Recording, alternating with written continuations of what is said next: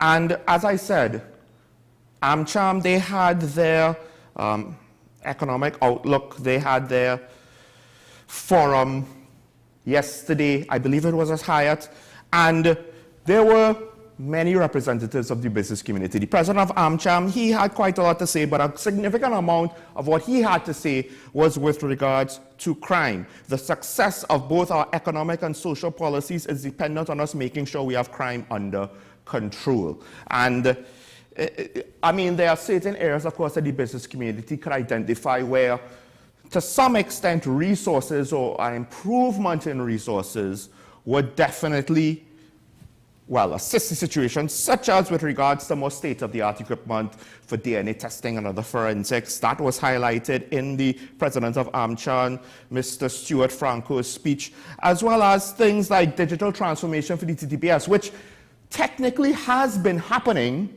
but again, shortages, on one hand, causes issues where, and this was admitted publicly from what I understand, so I'm not revealing anything that shouldn't be revealed, not enough devices in order to do basic functions like giving out tickets, which is why if you've ever seen, like myself, someone break a traffic regulation in front of a TTPS vehicle, and the TTPS vehicle, the officer inside seems to do nothing, respond not to the infraction, it's because he can't even give the person a ticket even if he stopped him.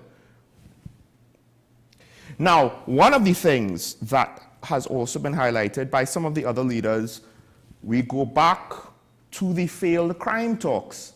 And I believe it is Guardian Holdings Limited CEO Ian Chinapu at the AmCham Forum. He basically put the blame on both parties.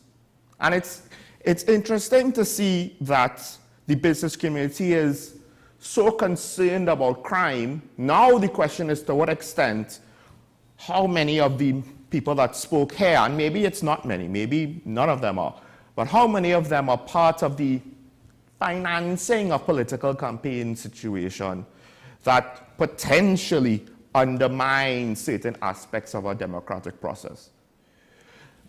Because right now it seems as though when everything is moving fine, we don't necessarily care about what's going on and the cracks of the seams and the issues, but the crime situation seems to be something that our current systems, and I don't mean the formal ones, I mean the informal ones, don't necessarily seem to be able to deal with. And in fact, I think as time goes on, the trends will show that the inability to respond effectively to the growing crime problem will only be exacerbated by, or shown to be, or dare I say, de-evolve as we get worse and worse and worse results.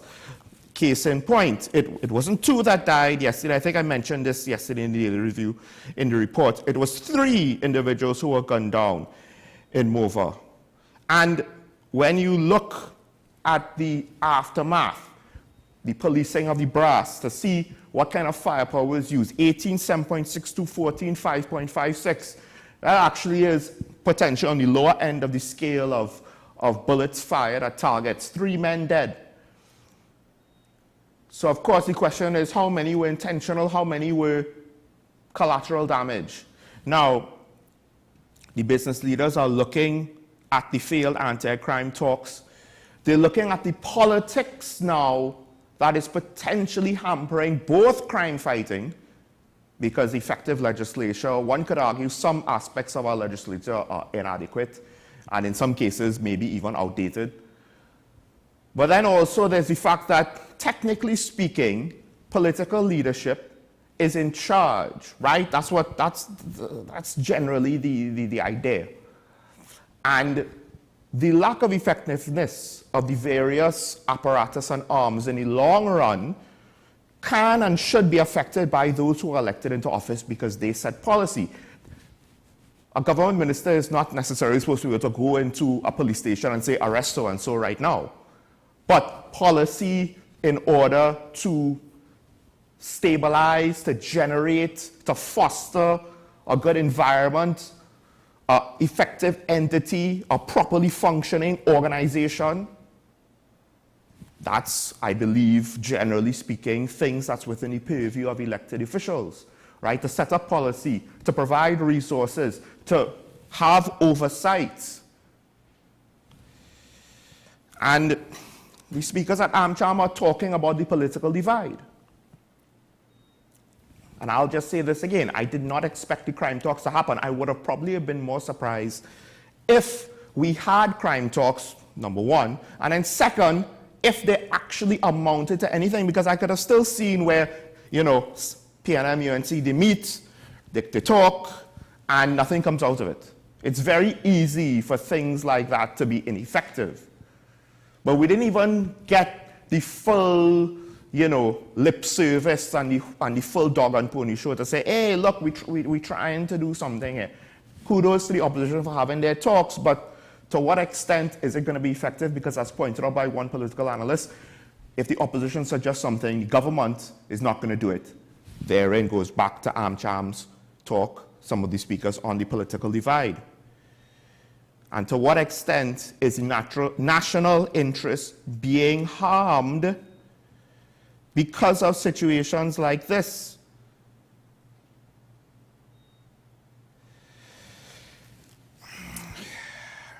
And AmCham CEO Neeraj Tiwari, he pointed out soft leadership skills, right? He's pointing out an offer for leadership skills. It implies a lack of it. We'll get to that in a second. And then the president also went and spoke about white-collar crime and corruption, calling them insidious as things that are destroying TNT. But I come back now to my question. To what extent is political financing and, you know, political patronage, or whatever you want to call it, all of those informal systems that we, to some extent, had to rely on to keep things moving, because the bureaucracy didn't have a lot of grease in those wheels. And you know what it's like with regards to customs, with regards to a whole sort of various administrative services. Sometimes things take long, the kind of paperwork they want, they send you in circles. It happened to me personally. I literally was sent in a circle, came right back to the same point where I started in order to do what they wanted me to do. And what they wanted to deny me, they actually had to give me to do what they wanted me to do as an alternative. Doesn't make sense, right? I don't even know if you could follow what I just said, because it doesn't make sense. Well, that's literally what happened. And all of these informal things could turn into bigger things. And to what extent now? Because the Silver Fox himself pointed the fact that he believed neither party cared to have any sort of reform to the Constitution and to, by extension, election financing, etc., etc. They like it so. We like it so because we're not saying nothing about it. And now these informal systems, I think, they're impacting things like the administration of TTPS. And we are now left in the situation that we are left in. So let's move on to the next story. And criminologist Dr. Randy C. Prasad, he dismissed the claims by retired senior soup Johnny Abraham about the TNT police service being leaderless. And how he decided to speak about it, I find it's interesting, right? First of all, he said, you know, that is just rhetoric and political propaganda, right? Going on to say whether or not the police commissioner receives the support she needs from each member of the police service or each member of the executive is debatable. Well, to some extent, it's a paramilitary organization that should have a clear chain of command, right? So why is it that she needs that? Why is there a question that she cannot get the support from each member of the police service? Why is that a question to begin with? That's a bad sign to begin with. That's a bad sign of poor leadership. More on that in a second, right? Each member of the executive, is he talking about the executive leadership of the TTPS, or is he talking about the executive with regards to government? I'm not entirely sure. I wouldn't necessarily want to speculate on that, right? But I mean, he points out to her lack of a media-friendly personality. Unfortunately, that's part of the job, whether Dr. C. Prasad would like to admit it or not, at least in my opinion. And then he's looking at, you cannot look at the crime trends and say, yes, I agree, they are not anywhere as low as they should be, but you cannot look at the crime trends and say that the police service is leaderless. I wouldn't say that at all. And he pointed to, or at least it is reported that he is pointing to the decrease in murders and commending the initiatives that got them there. Except, I would argue, what is the statistical data to prove that the police initiatives are responsible for the drop in murders of 605 to 575 murders that we know of? That's point number one. Point number two, for the most part, you can't really have a statistical trend with 2 data points. So it went from the year before up to 605 and then down to 575. The downward part is just over the course of, well, from one year to the next. That's not a trend. That's not a trend. Right? If it went further down this year, at the end of this year, then that's the start of a trend. That is, generally speaking, one could say the minimum number of data points you need to consider it being a trend. And even then, over the course of the next 6 years, that analysis might be incorrect depending on which way the murder rate goes. If it then rebounds and goes back up, or it could continue back down, but it's premature after 2 years. We do know that there's a trend in general of the murder rate going up over the last, 10, 20 years? If you look at it from that perspective, there's no downward trend really at any point in time. Yes, it was suppressed at some points because of the lockdowns and the pandemics, and in 2011 we had a state of emergency that also suppressed it to some extent. So he says he doesn't like the leaderless talk. And I believe he went on to speak about the fact that, look, there's structures and chain of commands with regards to the TTPS, right? Let me say what he's reported to have said. The importance of a functional chain of command and collaboration within the leadership structure. He has stated that once these elements are in place, the system should operate effectively. And I would argue, is the system operating effectively?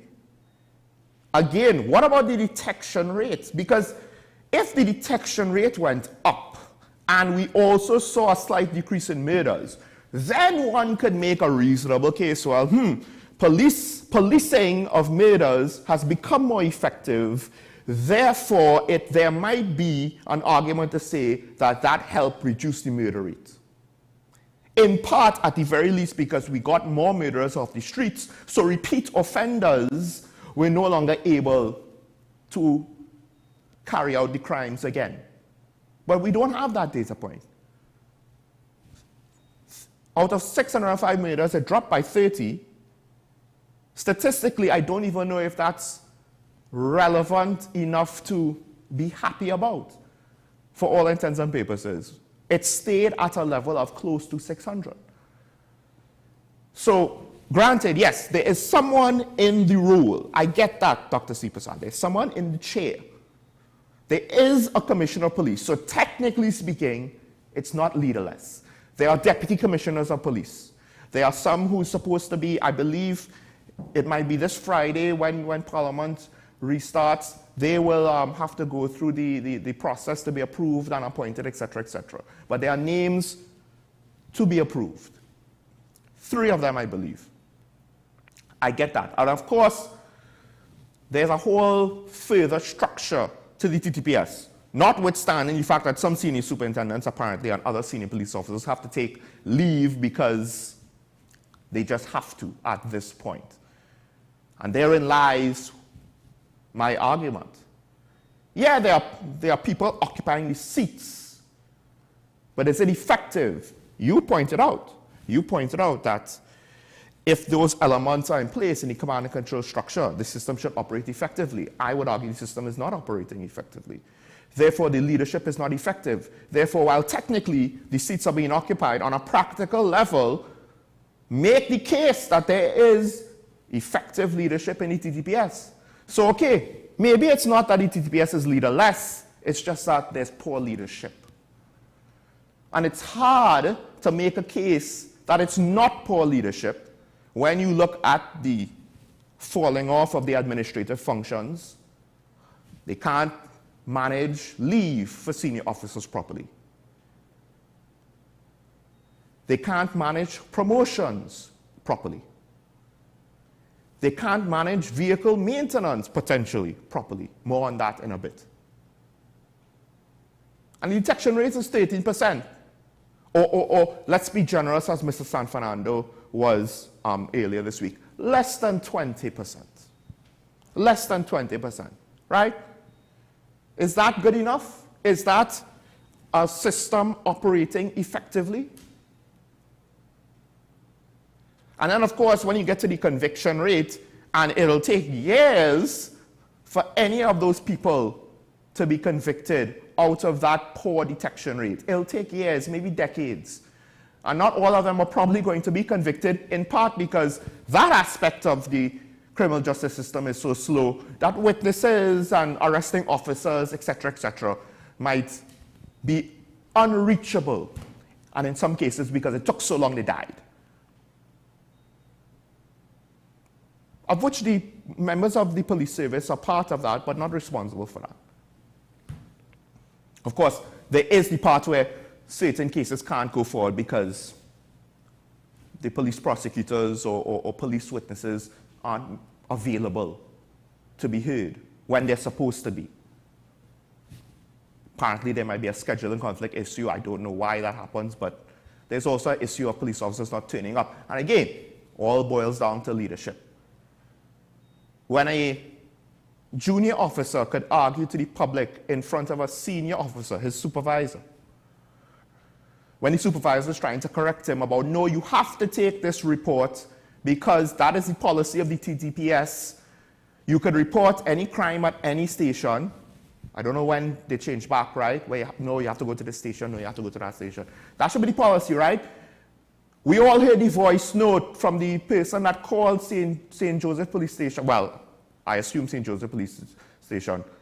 And he was basically told, you know, don't mind that your wife had a traumatic experience. I'm going to rough you up and berate you and tell you you have to come in a very poor, customer-friendly manner. Let's put it that way. Don't mind the fact that, again, I don't know if it's something to do with St. Joseph, citizens' phones being slapped out of their hands because, heavens forbid, I have a record of who you are so that I could make a complaint. That's effective leadership. So I don't know. I get it. He is a criminologist. He holds a doctorate. I believe he lectures at UE. He's a very intelligent, very well-established, very capable man. It's just that I don't really see the basis of how Dr. C. Prasad could make these claims. And Mr. Abraham, he more or less is sticking to his leaderless claims, and I get it. And maybe this is an argument of semantics, and I've seen that before. I've seen very smart people debate for 3 hours over a topic, but they're not actually debating the topic, they're debating the semantics. But I think the proof is in the pudding. Where's the effective leadership? So if Mr. Abraham wants to say that it's leaderless, yes, technically speaking, it's not to say that there is no commissioner of police, there is no deputy commissioners of police, there is no leadership structure in TTPS. But for all intents and purposes, on a practical level, we're not really seeing anything outside the Special Victims Unit, outside of plans for Carnival, of which one could argue some of that is copy and paste. It worked last year, let's do it again this year. Heavens forbid something happens in Carnival that is against the grain, that goes against the norm. Are we even prepared to properly respond to that effectively? I have no idea. And given the current state of crime fighting, I don't know. I'm not going to be confident that we will respond to it effectively. I know we'll respond to it because we're not leaderless. It's just, will we get a satisfactory outcome? I have no idea. And that worries me. But apparently, dare I say, maybe it doesn't seem to worry Dr. C. Prasad as much. I get it. You don't want to undermine confidence in an institution. The problem is the actions of the institution is undermining itself. I am not offering anything new to the table that the citizens of TNT who have concerns don't already know or understand. I don't know if there's a disconnect here somewhat, but at the end of the day, at 13%, less than 20%. Let's be generous, less than 20% detection rate for murders.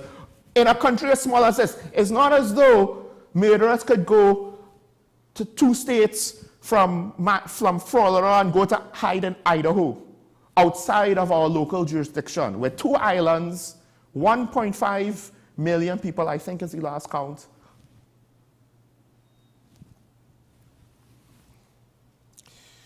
Anyway, let's take a break. When we come back, I'll continue the daily review here on Talking Points. Stay tuned.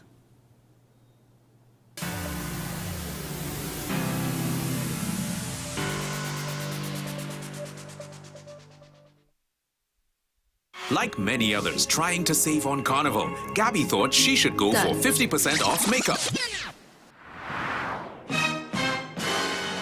What about the other side? Well, Daisy 50% off offer.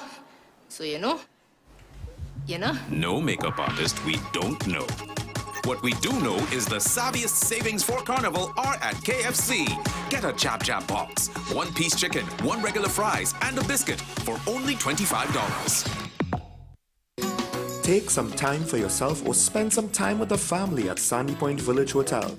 Enjoy our various studio and suite apartments, self-contained with their own kitchenettes and Wi-Fi.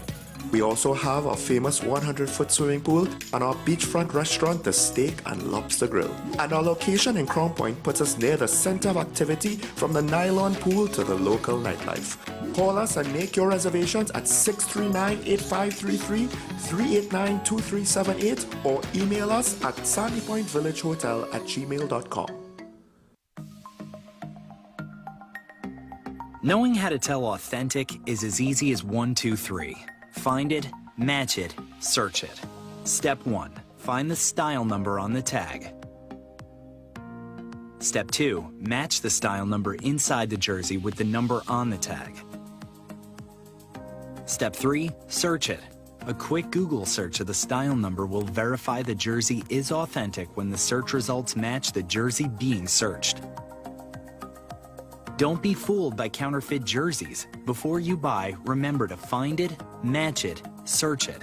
Fan Zone, 2 locations nationwide. Center City Mall, Chaguanas and Movie Town, Port of Spain. Nationwide delivery available.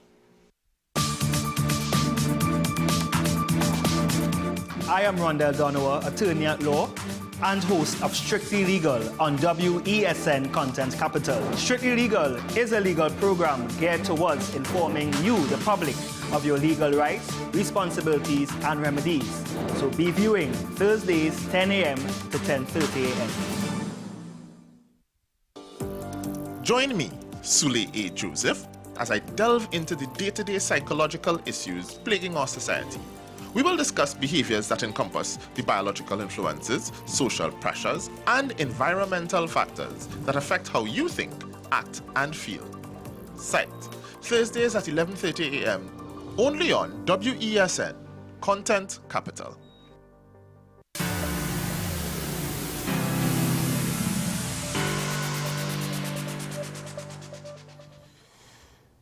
Welcome back to Talking Point, ladies and gentlemen. And I am on a roll this week of disagreeing with people who technically should have more expertise and knowledge in national security than me. First, of course, with former commissioner, former army captain, former Minister of National Security, Gary Griffith, and his call for the Anti-Terrorism Act, which I disagreed with, as well as now with criminologist Dr. Randy C. Prasad. Now, with regards to going back to the certain aspects of what could happen if we have a state of emergency or if we utilize the Anti-Terrorism Act, or essentially if we open things up, so to speak, and bring in members of the defense force, I have always looked at that very warily. And I know a lot of our callers call for it, especially when I also bring up the fact that I believe the TTPS is under-resourced in terms of manpower. And with all of the demands on the TTPS, one would argue, well, we need more manpower, bring in the defense force. And to some extent, I could understand those calls. I really can. It's not as though we need a defense force to protect us from foreign threats, right? Our defense force ain't that big.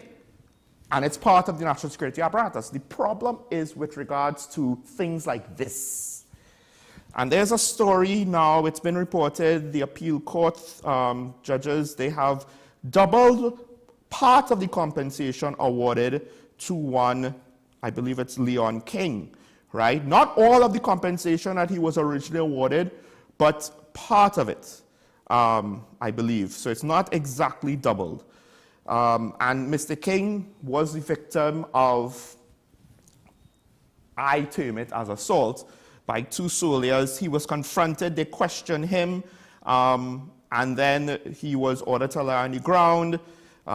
They hit him. They did not believe his story that he was going to pick up his daughter.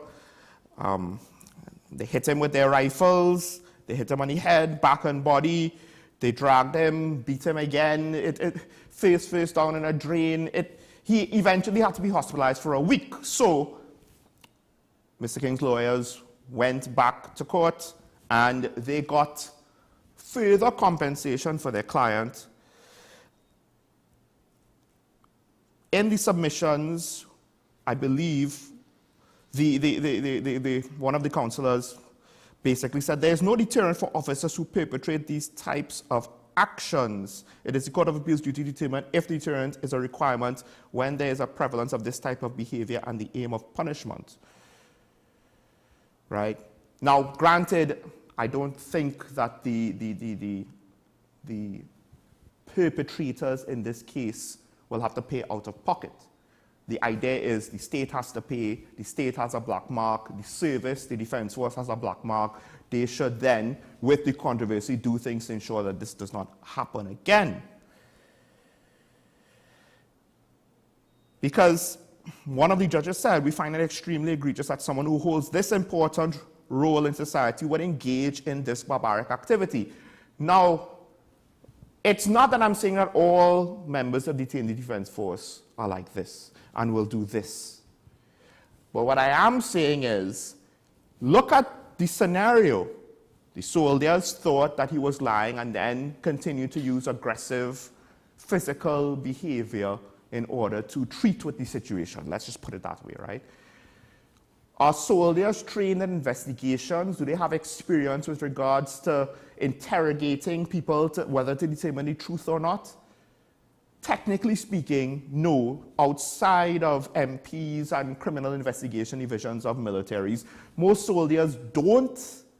That's not really what they're trained for per se. Yes, when you're in peacekeeping missions and certain occupational missions, which our defense force has not been on top of, those skills are,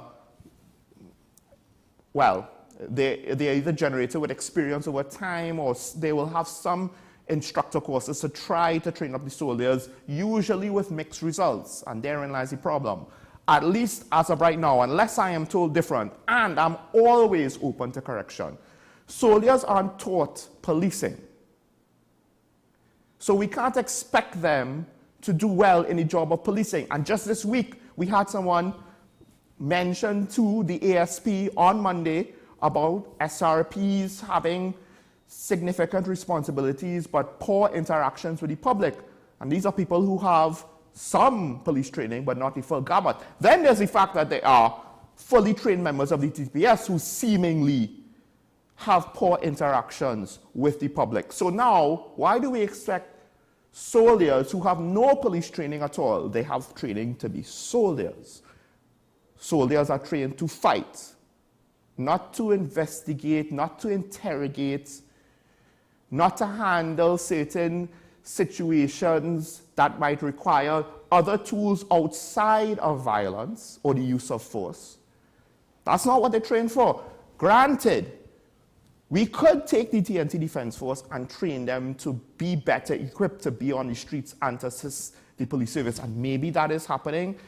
There's nothing that I have heard to suggest that. There's no program or initiative. It doesn't have to be full out police training. It just needs to be targeted training in order to better equip soldiers to assist the TTPS. But at the end of the day, if we just send the Defense Force out there, use things like the Anti-Terrorism Act of the State of Emergency to increase the manpower on the streets, we risk things like this. Let's not forget what happened when the last state of emergency for crime in 2011. There's a set of lawsuits, right, for wrongful arrest, and a lot of complaints by various sections of the society. Then we could go into other debates with regards to discrimination, but I don't want to go there. I just want to point out that it's not as though professionalism of the highest standard is the calling card of the various services of the Ministry of National Security. So, loosening the reins and changing the rules of engagement of standard operating procedures to be more aggressive could be a double-edged sword to our society. This is an anecdote. This is an extreme example. This is not an example of the entirety in the Defense Force. I'm not saying it is. But at the end of the day, how many would we have to see before we want to consider, this is a problem, this is unacceptable? Are we going to be fine? Statistically speaking, are we fine with one bad experience, two bad experiences? How many bad shootings or bad confrontations that leads to physical trauma by members of the public would we be willing to accept? Because statistically speaking, that's basically what's going to have to happen if we want to prematurely loosen the reins and fight fire with fire. That's my fear. Moving on with the daily review, next topic there. And I did mention at the top of the show, when speaking about leadership in the TPS, issues with regards to maintenance of police vehicles. Think about it, right? Now, on one hand, former Commissioner Griffith, he made a good case when that came up one of the years where the Prime Minister himself was talking about the amount of money and the type of vehicles that the police service was looking to get. SUVs, why do they have it? All the joyriding and the wear and tear on the vehicles unnecessarily, and he didn't like that. And I understood where he was coming from. However, the flip side is, former Commissioner Griffith, at around that time, pointed to the fact that, look, technically speaking, a lot of these vehicles are supposed to be used, and I will insert in theory, for policing, and when they're out on patrols, it's not as though patrolling with police is a 9 to 5. You're patrolling from sunup to sundown, and then after sundown until sunup, in some cases, right? They have to have nighttime police patrols. Are there nighttime police patrols? Maybe, maybe not. In the wee hours of the morning, one would hope, right? So in theory, a lot of the police vehicles are going to be used 24 hours a day, 7 days a week, no rest. Maintenance is going to pile up on them. The question, though, is to what extent should we be accepting the fact that these vehicles wear out as quickly as they do? My co-host always points out, hey, what about the times when we see single people in police vehicles throughout the day, only to be told, hey, we don't have enough cars? What does that mean? I understand there's administrative functions as well, and police need vehicles carrying out. I get it. Fine. But still, now VIMCOT is a small part of that. Well, maybe not small. But VIMCOT perhaps is giving us a little bit of clue with regards to the police and the PTSC, the bus service, and other things. VIMCOT is owed money, $37.4 million by various creditors. And I believe a significant chunk of that, if not all of it, is owed by various ministries or state entities. And the TTPS apparently is owing VIMCOT from since still 2004. And there is, I don't want to get it wrong, but basically VIMCOT has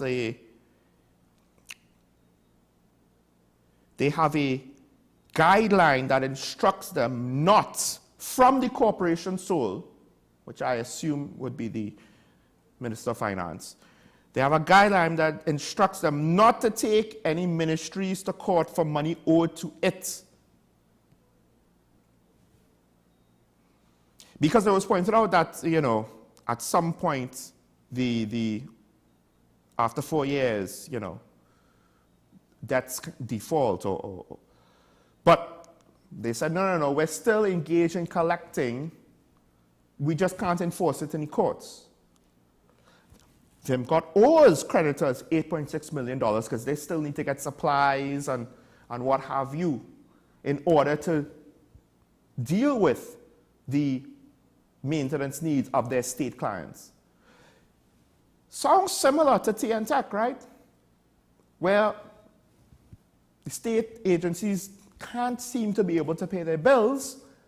And I'm not sure if TNTech said this, that they're not allowed to pursue the money in the court. But it was, I think it was more or less implied at the very least, right?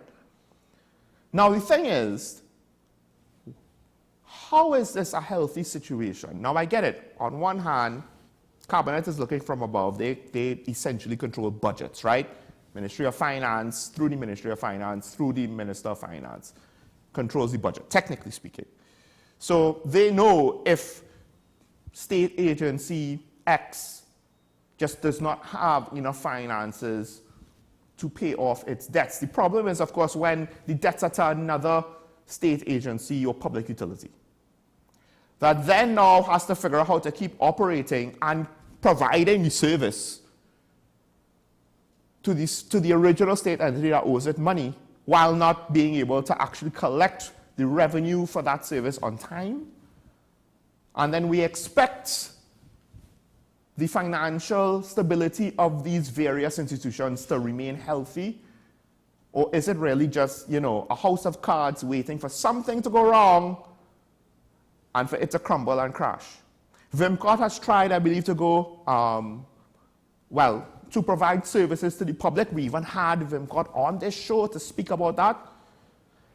There's a issue Vimcot has being a state agency where it has productivity problems among its staff who don't view the job as one that they have to take as seriously, something that the leadership apparently is doing its best to try to alleviate and to rectify. But the fact of the matter is, they can't pay their debts because in part the government, states, government-owned entities are not paying off their debts to Vimcot. 2004, the TTPS, debts from since 2004, the TTPS has, reportedly. This came out, I believe, in one of the parliamentary committees, looking into the situation. Now, the money doesn't seem to be that big, but we're talking about why is it that the bus service is unreliable? Why can't we maintain our buses? Why can't the police vehicles? How many wrecks and hulks and we see parked up, while every year more vehicles need to be bought. It's like we can't maintain anything. Public transportation, in part, buses at the end of the day in some shape or form, right? The details, the type of buses, the type of routes, the logistics, the infrastructure, that's debatable. But I don't think we're big enough for a train service at the end of the day. It's too expensive, as well as not just to operate, but also the capital needed, because we'll have to do a lot now to retool our transportation infrastructure, to rebuild it, basically. But our bus service, which should be the mass transit situation, which should allow for a lot of the flow of people and alleviate our traffic congestion problems, it's unreliable. In part because can't maintain buses. What's going on? And it starts with little cracks like this that then increase as more pressure is put on it. And the patchwork systems that politicians utilize at times in order to keep things from falling apart, then they kind of fool themselves and think, hey, we could keep patching it together, it'll be cheaper. Will it be, or will it be more expensive in the long run? Or is it that, you know, maintaining things, I can't remember who said it first on the show, but maintaining things doesn't give you a photo opportunity. buying new things. Ooh, look at that, photo opportunity. Look at what we did, we bought new things. But at some point, when are we going to understand the inability to maintain what we have is detrimental to our treasury and to our quality of life and standard of living. Next story. This one is, I don't necessarily know how alarming this should be, because we're nowhere close to what happened in 2020. And I remember somebody was speaking, and this is not in the office, but this is somebody I know was talking to having a conversation, and basically said it's almost like if it's 2020 all over again. I was like, no, we ain't there yet. Or rather, I didn't even say yet, we ain't there, right? We're not at 2020. But we did get the reports from the Ministry of Health that there were 5 COVID deaths since December the 26th. Now, Tobago's schools are looking to reinstitute COVID protocols, public health measures, such as, certain sorts of sanitation and other protocols, entry procedures, and as well as, I assume, procedures on how to manage sick bays. These are coming out with regards to Tobago schools after a spike in respiratory infections, I believe, on the island, right?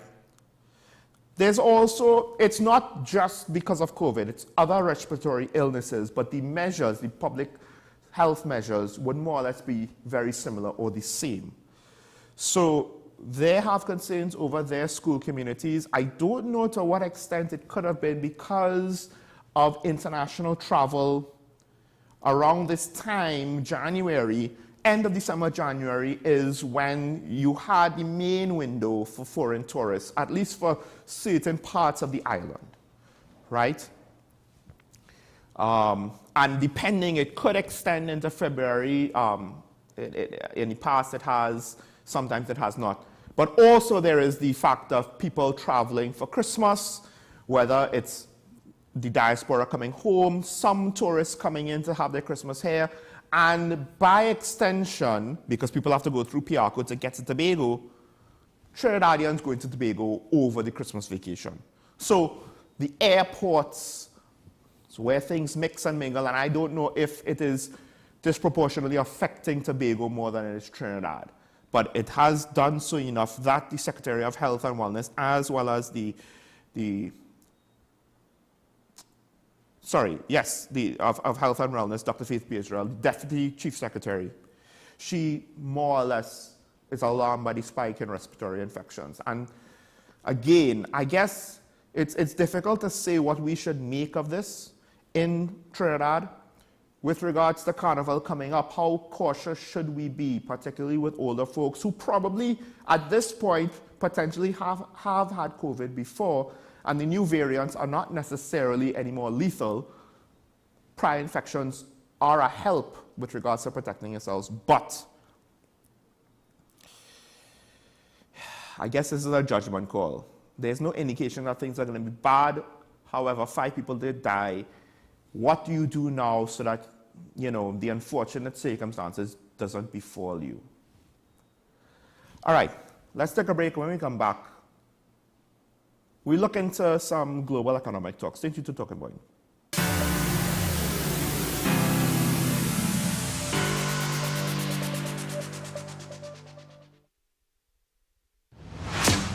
Is it politics? What is it? Is it that nobody cares about sports? The kind of support that sport used to get in the past is no longer here. The thing is, taking a knee doesn't mean that that's the only thing you're doing on it. Right. Taking a knee along with other stuff. Samantha, what are you looking forward to when you return home to Trinidad and Tobago after winning the title? Thank you very much for speaking it into existence. Is there no pressure on Nicholas Ball? It makes me more motivated to work hard and to go out there and rep the right and black. Why are we sending a team to the Winter Olympics? There are a number of Trinbagonians who are in the diaspora and have grown up in winter sport. It's an opportunity that the Trinidad and Tobago Olympic Committee will not close the door on. I also believe in the players that we have. Once you can motivate the players, you can get the best out of them. Join me, Dr. Nalini Kokram, on What's Up Doc, where we discuss all your burning questions concerning health. Trinidad and Tobago is among one of the highest risk group of patients that develop this form of genetic breast cancer. What I'd like to take home from a short interview like this, screening. You must screen. Because it's silent. It's silent. Yeah. And because it's silent, you don't know it's there. What's Up Doc, every Tuesday and Thursday on WESN, Content Capital.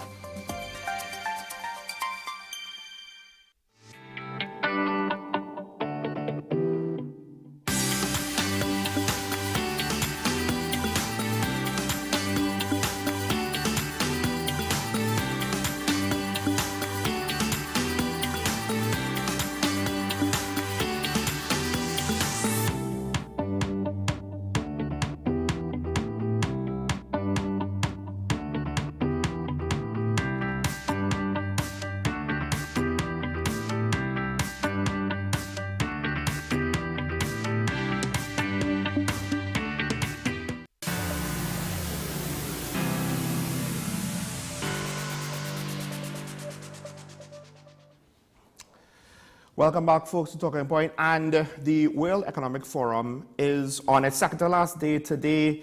There have been some interesting talking points coming out of that, and there is differences of opinions with regards to the outlook of 2024, particularly with regards to things like inflation, monetary policy, and there also seems to be certain fears of disruptions with regards to trade and fracturing of the global economy. What am I speaking about? Well, we have some clips from two interviews from the World Economic Forum in Davos this year. So it's time to cue this.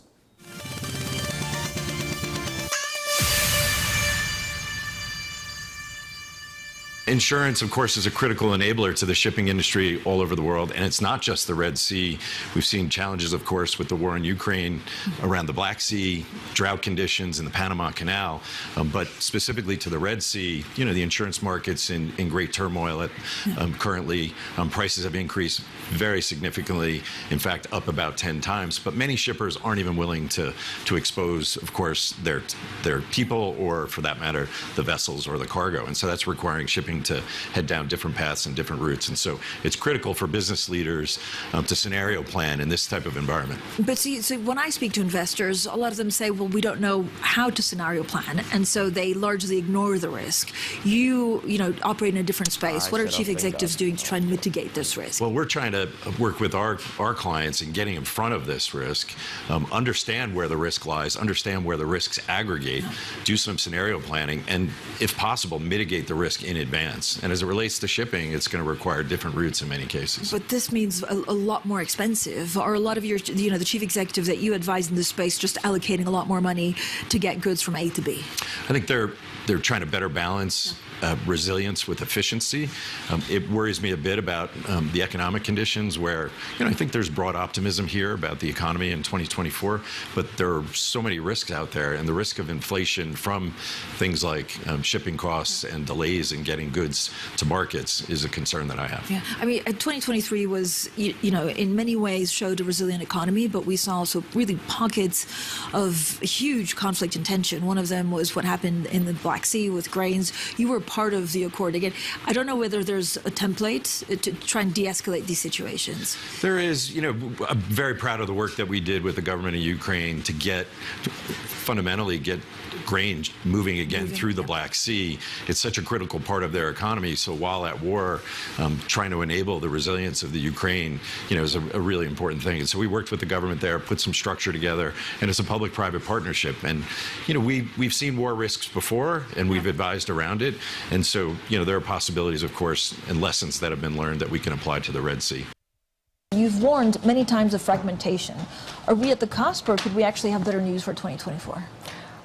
I think 2024 is a year where we're going to be more worried about the politics than about the economics. Geopolitical tensions are on the rise. We are seeing signs of fragmentation. If you look at global trade, if you look at foreign direct investment, it's there, it's in the data. And though we're here at Davos and we're talking about rebuilding trust, I'm a little worried that we're not in that environment where we can make that much progress in terms of building trust. It also feels like because last year we were expecting a bad year economically, and actually we didn't get it, maybe there's a bit too much optimism given, as you say, the conflicts and also the potential for big oil swings. The economics played out much better than expected. I think we've had a much more resilient global economy going into also 2024. The US, of course, did very strongly. The euro area, less well. But we've had upgrades for several of these countries, including China in the second half. Now, that said, I think we certainly should be jumping the gun and think that everything is done. When it comes to inflation, the job is not done. I think markets are being a little exuberant, expecting as many rate cuts as they've put in. I think it's important to be cautious, take the time, look at all the data that's coming in, and then move slowly. And that's consistent with what we're hearing from central bankers now. And so, do you worry about a policy mistake if they cut too much and too quickly, or do you just see if you study the inflation numbers, we just can't cry victory yet?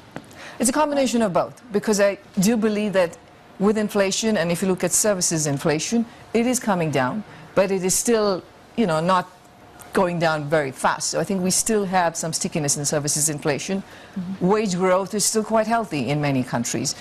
Now, on the other hand, of course, monetary transmission still has to work through the system, so there are still some downside risks. The problem is that if you cut rates, then that totally solidifies expectations of the direction of travel. And that is hard to unwind. And therefore, given where we are, given the relative resilience of the economy and of labor markets, it's important to take the time.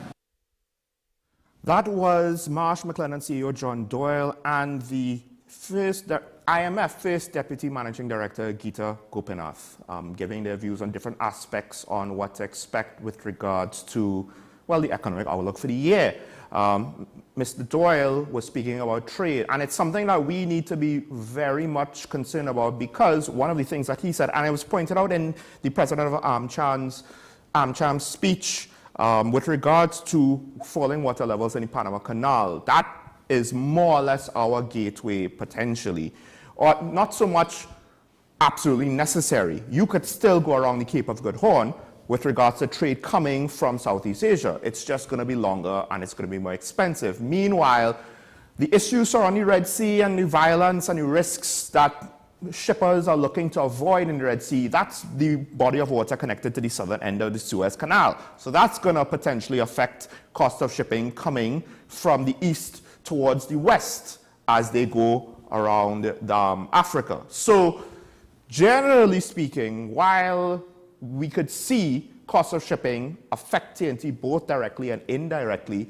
as situations with the Panama Canal could affect prices and disrupt timings for shipping coming directly to us from the Southeast Asia, but also generally speaking, what's happening in the Red Sea and other parts of the world could cause shipping prices to increase further. We already saw the shocks of what happened with regards to our inflation, as various aspects of inflation and food inflation in particular, came about in 2022, and then while not as much in 2023, we didn't necessarily quite see the relief, despite the fact that it seemed as though the global economy and even our economy somewhat came to a balance point and stabilized, but inflation is still a concern. High cost of food for us is still a concern. And the president of AmCham, in his speech, he did say with regards to 2024, he is concerned about softer energy prices posing a risk to TNT's economic outlook, right? Despite the fact that the UN and the IMF has indicated that GDP growth will likely remain positive for this year. Based on that report, AmCham, in the president's speech, is basically saying that they expect TNT's GDP growth to slow from 3.1% last year to 2.2 to 2.4% this year. Growth has slowed down. Technically, we're growing, but I would still argue we're trying to recover from the pandemic, right? The good news is there is some expectation by AmCham that our inflation will decline from 5.1% to 3.2% this year. However, inflation is the rate of price increases. So we're hoping that prices would more or less remain stable. But to what extent now is the horse already bolted out of the barn, and the high food prices in some cases is putting too much pressure on the lower economic brackets of TNT. And he AmChan's president did point out with regards to falling water levels in the Panama Canal, global conflicts affecting supply and shipping, as well as weather patterns disrupting economic activity, further potential increases to food prices. Remember, the war in Ukraine is not over yet, and exports of grain from Ukraine, that's still not necessarily something that we could, guarantee, thereby impacting global food. All of these things could trigger renewed inflationary pressures, which makes CARICOM's initiative to have a ferry service, which, after speaking with Dr. Amy Brown, it's really meant with regards to agricultural produce and distributing foodstuff, more amounts of food trade between, starting off with Barbados, TNT, and Guyana.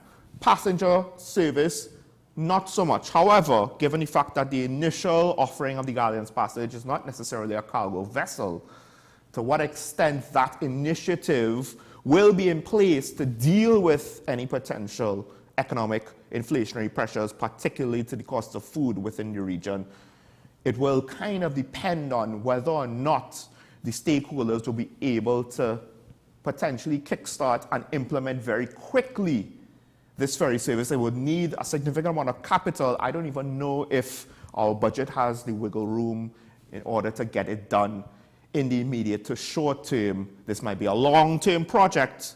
So if anything happens this year, as much as we have new initiatives with regards to regional food security in the horizon, I don't think we should expect it to be able to impact any immediate concerns or upward inflationary pressures to the cost of food. Things that we do need to look at, especially when given oil and gas prices, depending, if they reduce any further, we ourselves might also be in a somewhat harder situation that we found ourselves in before the war in Ukraine caused fuel prices to spike. That's more or less where the world was in peacetime, and that's to some extent what we should expect the world to eventually balance back to. When and how that happens, who knows? But let's take a break. When I come back, we will open up phone lines. Last chance for the week to have your say, because from tomorrow we will have WSN's latest offerings from Carnival.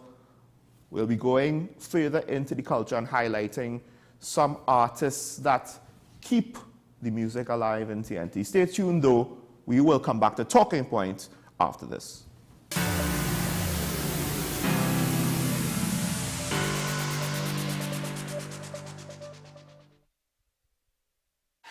FanZone, your reliable, authentic supplier, has just gotten better. You can now visit our website www.fanzonett.com for your authentic wear and collectibles. The only place where you can use both your Visa debit and credit cards. Visit our website fanzonett.com to make your purchase today. My name is Carl Media, and I'm the founder and the host of Ever Increasing Voice Ministries. Join me every Saturday and Sunday on WESN, this powerful station, at 9 a.m. on Saturdays, 1 p.m. and 7 p.m. nightly. Also on Sundays, I'll be on at 7 a.m., 1 p.m. and 7 p.m. at night time. When you come here, we are getting people heavenly ready. Take some time for yourself or spend some time with the family at Sandy Point Village Hotel. Enjoy our various studio and suite apartments, self-contained with their own kitchenettes and Wi-Fi. We also have our famous 100-foot swimming pool and our beachfront restaurant, the Steak and Lobster Grill. And our location in Crown Point puts us near the center of activity, from the nylon pool to the local nightlife. Call us and make your reservations at 639-8533, 389-2378, or email us at sandypointvillagehotel@gmail.com. Is it politics? What is it? Is it that nobody cares about sports? The kind of support that sport used to get in the past is no longer here. The thing is, taking a knee doesn't mean that that's the only thing you're doing on it. Right. Taking a knee along with other stuff. Samantha, what are you looking forward to when you return home to Trinidad and Tobago after winning the title? Thank you very much for speaking it into existence. Is there no pressure on Nicholas Ball? It makes me more motivated to work hard and to go out there and rep the red, white and black. Why are we sending a team to the Winter Olympics? There are a number of Trinbagonians who are in the diaspora and have grown up in winter sport. It's an opportunity that the Trinidad and Tobago Olympic Committee will not close the door on. I also believe in the players that we have. Once you can motivate the players, you can get the best out of them. Join me, Sule A. Joseph, as I delve into the day-to-day psychological issues plaguing our society. We will discuss behaviors that encompass the biological influences, social pressures, and environmental factors that affect how you think, act, and feel. Site, Thursdays at 11:30 a.m., only on WESN, Content Capital.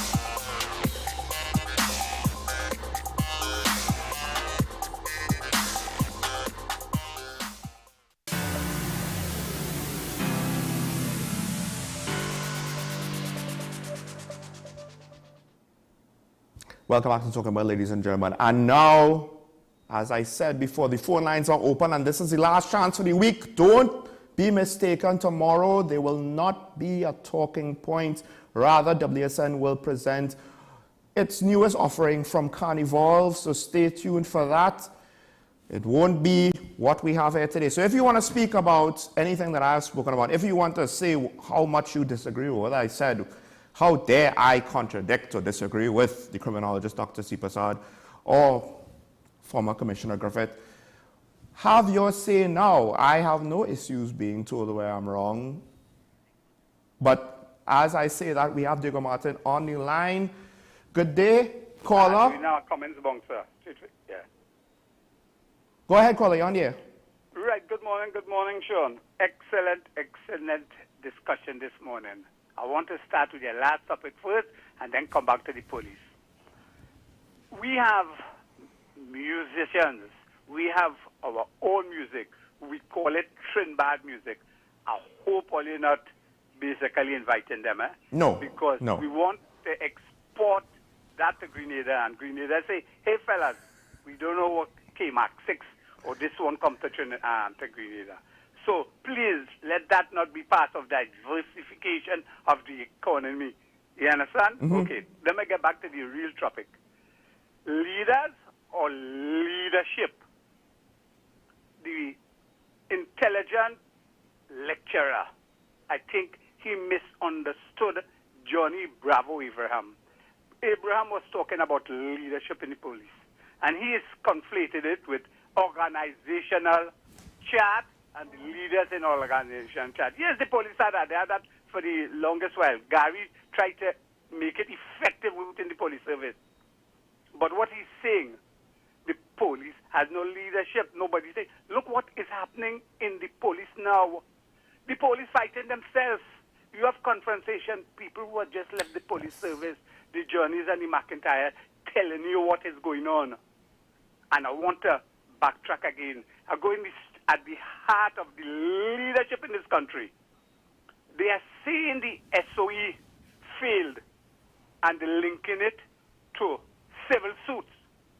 I want to know how much money we paid out as taxpayers for all those civil suits for the SOE. I want to see if it equates to the 200 lives that was saved because there was a drastic reduction. So I want to think if it costs one life $1 million, Let me see if we lose $200 million. I'm just saying so. And I want to compare that with the lives lost in Paria. Lives must be lives before profits. No. Look at what is happening in the police. Quickly, caller. We have a lot of multiple homicides. And you know what is in front of all of that? People dressed in police service. And we have not addressed that. The police internally have not addressed that. We made mistake with the SOE. Has the police, as TTPS, corrected the mistake? The mistake comes from the police implementing the SOE, unintelligent police officer. The day of policing is the same thing. We have not disciplined none of those policemen. All of those people in the both scenario has gone to the current leadership in the police service. So it will be dysfunctional. If you have the same people doing the same thing in the police service, you remain zero. I'll go and have a nice morning. Thank you, caller. I'll respond after this call from San Fernando. Good morning, caller. You on the air? Good morning, Sean. Morning.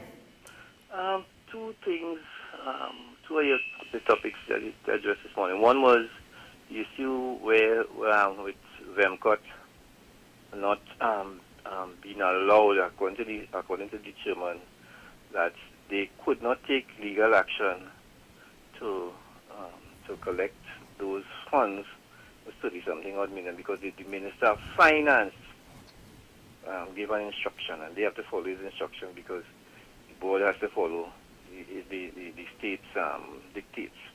And this is the problem within the government service, where a lot of these entities cannot function properly because another state entity owes them money.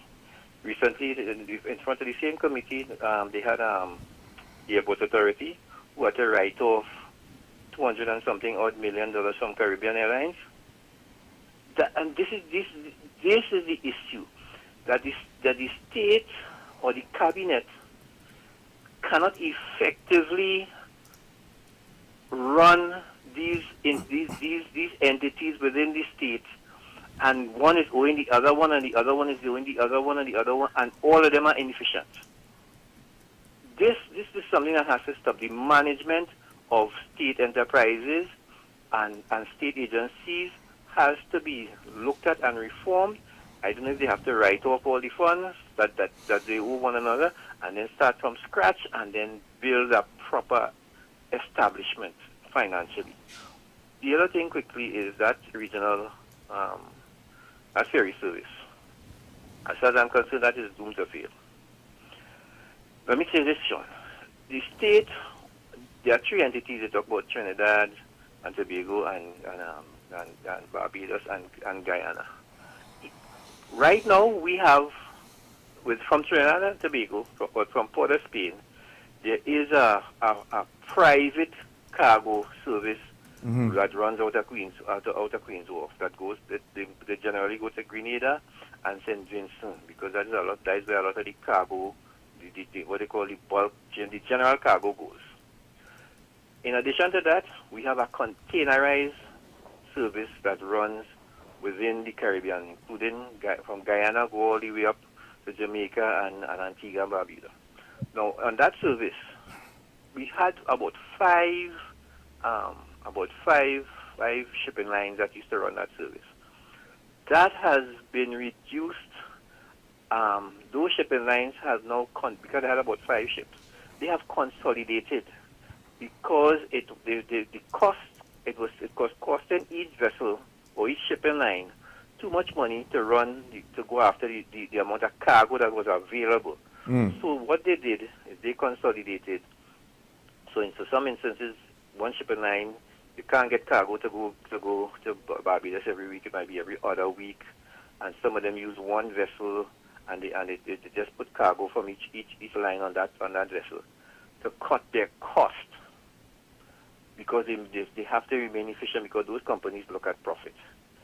We are now going to bring convert a ferry to carry what cargo? I am still trying to understand what cargo they're trying to move between Trinidad, Guyana, and Barbados that cannot be moved by the present system. They talk about food security. What food security? That ferry, Sean? Let me tell you about that ferry. there's something on ships. They call it the weight per square foot. That cargo ferry, I shouldn't say that passenger and cargo ferry cannot carry containerized cargo, which is how you're going to move those goods efficiently. You have to move it by containerized reefers, because if you're talking about food security, you're talking about perishables. This is what they're talking about. And I want to know what they're going to bring from Guyana, because Guyana cannot, I am telling you this, Sean, Guyana cannot produce any foodstuff cheaper than Trinidad and Tobago. Whether it be vegetables, whether it be canned goods, they cannot do it. So I am trying to understand, and we need some more details on this, because states do things for optics and not for profit. And we can't take that ferry and run it there, and then next thing you know, next 2 years we hear the ferry run at a loss. Yeah. And we have to contribute to that loss. So I think that is a bad idea, and let's stay tuned and see what happens with that. Have a good day, Sean. Thank you, caller. That's a good point. I did remember initially when I heard this, well, we know that we import produce from St. Vincent and Grenadines, and when the volcano erupted, part of it was there was stuff still ready to be shipped to us, even though agriculture would be disrupted on the islands at the time. But so I knew that there was a pre-existing structure. I don't know if this is a future initiative, and your concerns about costs and how those costs will have to be financed, I think are valid, but I'll have to pause right there. We have a caller from Chaguanas. Good morning, caller. You're on air. Hi, good morning. Morning. The Global Economic Forum on Shipping and Geopolitics. I think those two issues are issues which Trinidad has no control over. Yeah. Even if they try to avoid the established shipping lanes like the Panama Canal where it is drying out, the Red Sea and the Black Sea where they have water on preventing shipping, and even the shipping lines themselves don't want to place their lines on the route for safety and security reasons. We just have to accept the goods that arrive here, the price that arrive here. But the most important thing is that we have to pay attention to what can we produce competitively and gain an advantage in producing that. So, for example, let's say cocoa. One of the callers talk about, let's say, steel pan. We could land a steel pan on the strip in Las Vegas, and they play music in the evening and end up in MGM and hold concerts. But if we don't export the talent, we're going to be stuck with it locally. The other thing is, and that requires support at government level. The other thing is, we have a Nobel Prize winner who said that the plantation economy cannot bring people to the level at which the modern world is operating. If we do not industrialize, that is Sir Arthur Lewis, right? Adam Smith says that you must have a competitive advantage to place your product on the market and sell what you produce best. And then if you do not bring your plantation economy to an industrialized level that provides high-end jobs, higher-paying jobs, the economy will not come on par with developed countries. So we have to look at what are we doing with our agricultural produce in terms of mechanizing it. Yes. And producing to get it on the market.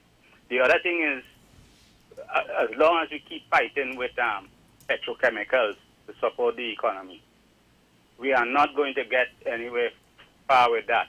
And the amount of money that is spent in national institutions to manage petrochemical industries and the kinds of things they're getting into, I don't know if they know whether the country have money for what they are getting into, right? Like partnerships and investments in plants overseas and all this kind of thing. Because all they're doing, they're glorifying themselves in the office that they hold. And they are the ones who make the failure year after year after year. And the things that we have here locally to improve, we are not paying attention. We want to have shipping requires deep water port. We have a deep water port? No. We focusing on the waterfront. But there are places, the Oropouche Bank in Trinidad have a natural cliff that is 16 meters deep. So if you build a port there, you don't have to do any dredging and maintenance on a regular basis. It will be cheap to build a port there. All right, Cole, I'll have to ask you to end there because we do have another caller that's been waiting, and I don't want to lose the other call. But thank you for that. There's a lot to get into. But we do have another caller. Hello, morning. Hi, morning. You're on there. Yes, sir. I like the contribution from your first two callers. They were spot on. Anyhow, I want to talk about the Joint Selected Committee yesterday talking on VMCOT. And one of the main things they said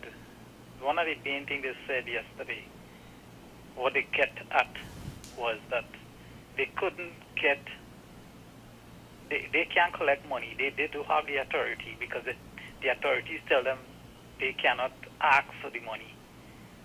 And at one point, when they drill him that much, he say, well, that is up to Imbert.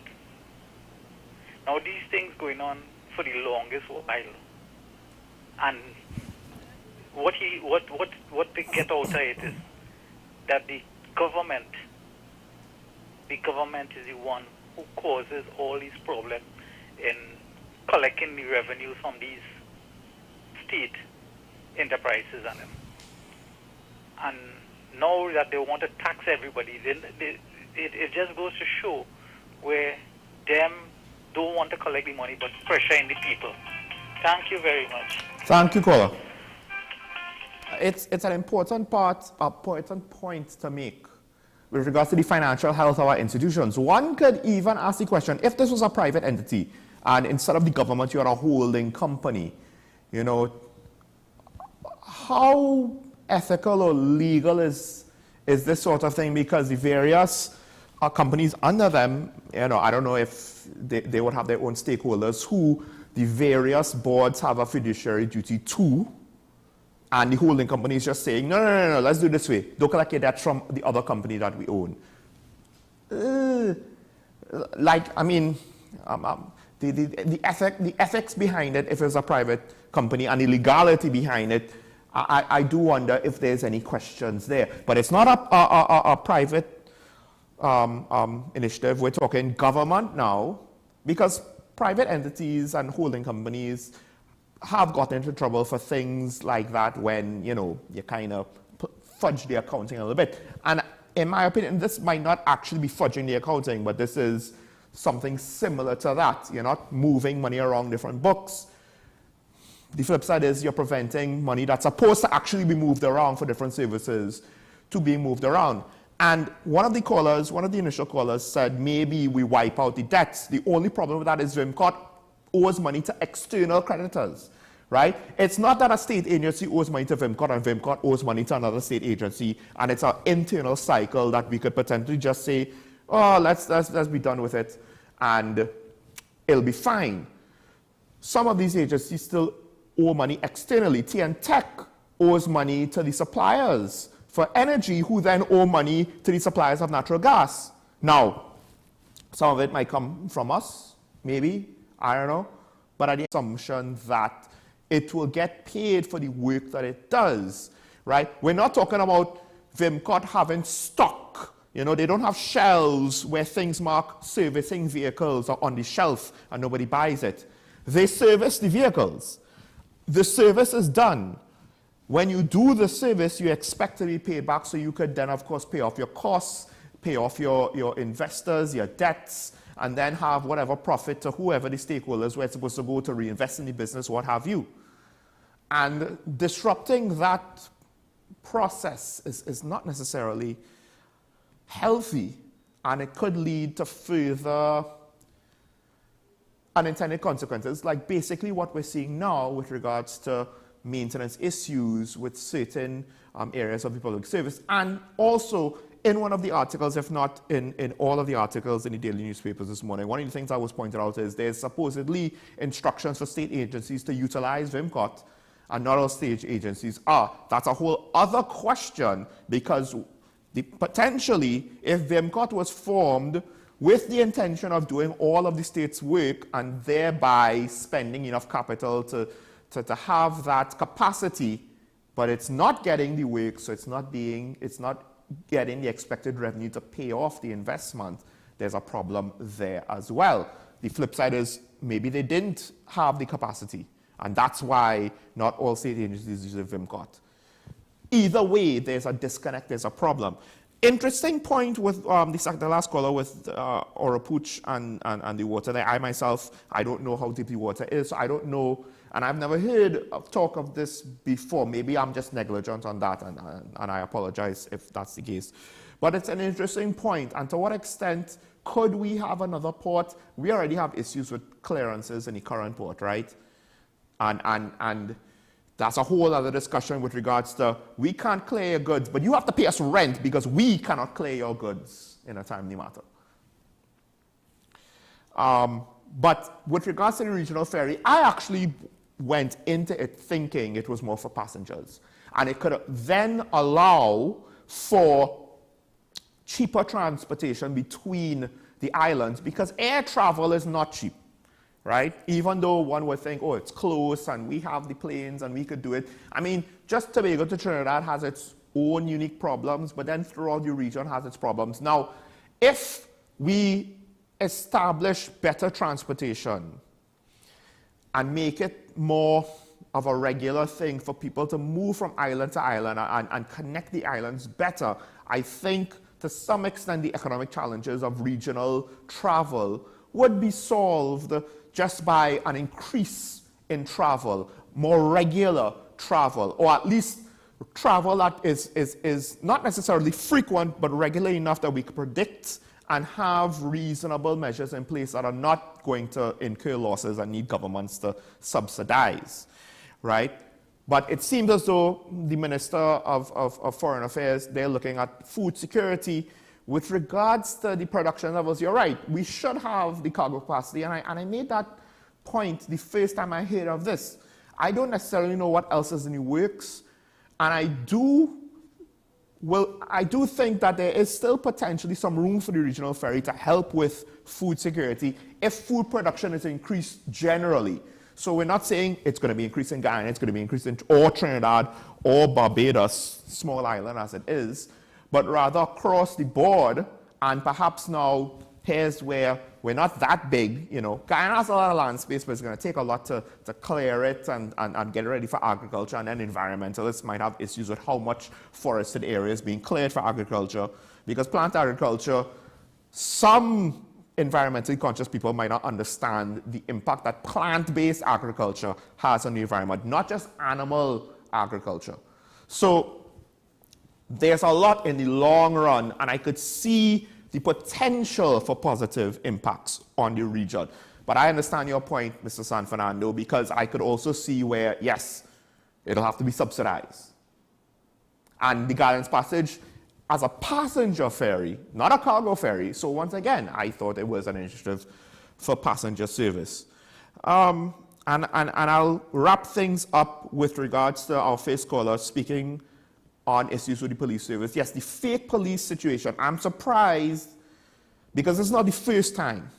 This is not the first time it's happened. And in the past, and when I say past, I'm talking years ago, I think instances like this happen and the police would take the blame. So I find it interesting that on either side of the fence, whether we're talking from the state, the police service, national security, etc., or from the public, more has not been said on this, on the fact that not only have we had, I think within the last 12-month period, because I think there was at least one situation last year where people alleged to be police and or defense force officers, so it might have been even more than one last year, engaged in a criminal activity against individuals, whether it's this homicide. I think there was one case of, well, of homicide and 1 case of robbery last year, and then now this case this week, right?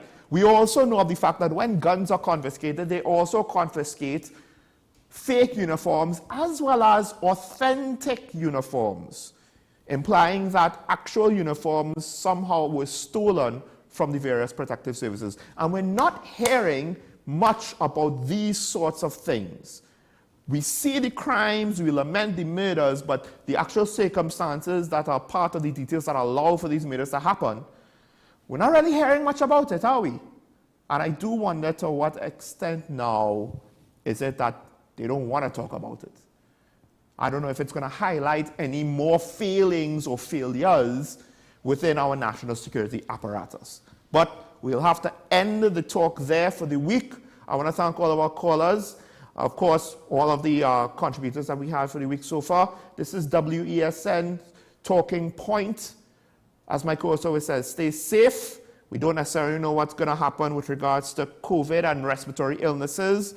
Hopefully, we won't see any spikes over the carnival, but please be reasonable. And I leave it to your good judgment as to what reasonable is in these uncertain times. Uncertainty, not in the most negative context. But with regards to crime and physical safety, of course, we also need to be careful, especially if I understand we jamming still, but late night drives to fetes, alcohol, but also the risks of crimes. Please stay safe. I will see you on a different platform tomorrow, and Talking Point will return on Monday. Bye-bye.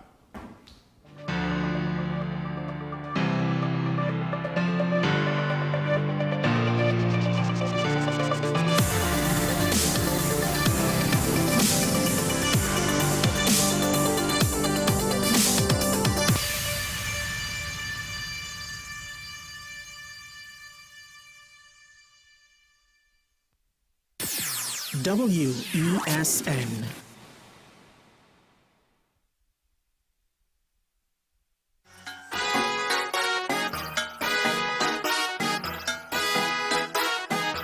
Yeah, this is Grandma Blackie. Carnival is really not your thing. So you're going away for the whole weekend. Move smart. Tell the police or tell a trusted neighbor so they can throw an eye on the property for you. Be smart to be safe for this carnival. When I see woman, I just feel like a glad man. Blackie says so. As I see girl, I want to fed. One look at what me wallet. Glad man. Is it politics? What is it? Is it that nobody cares about sport? The kind of support that sport used to get in the past is no longer here. The thing is, taking a knee doesn't mean that that's the only thing you're doing on it. Right. Taking a knee along with other stuff. Samantha, what are you looking forward to when you return home to Trinidad and Tobago after winning the title? Thank you very much for speaking it into existence. Is there no pressure on Nicholas Ball? It makes me more motivated to work hard and to go out there and rep the white and black. Why are we sending a team to the Winter Olympics? There are a number of Trinbagonians who are in the diaspora and have grown up in winter sport. It's an opportunity that the Trinidad and Tobago Olympic Committee will not close the door on. I also believe in the players that we have. Once you can motivate the players, you can get the best out of them.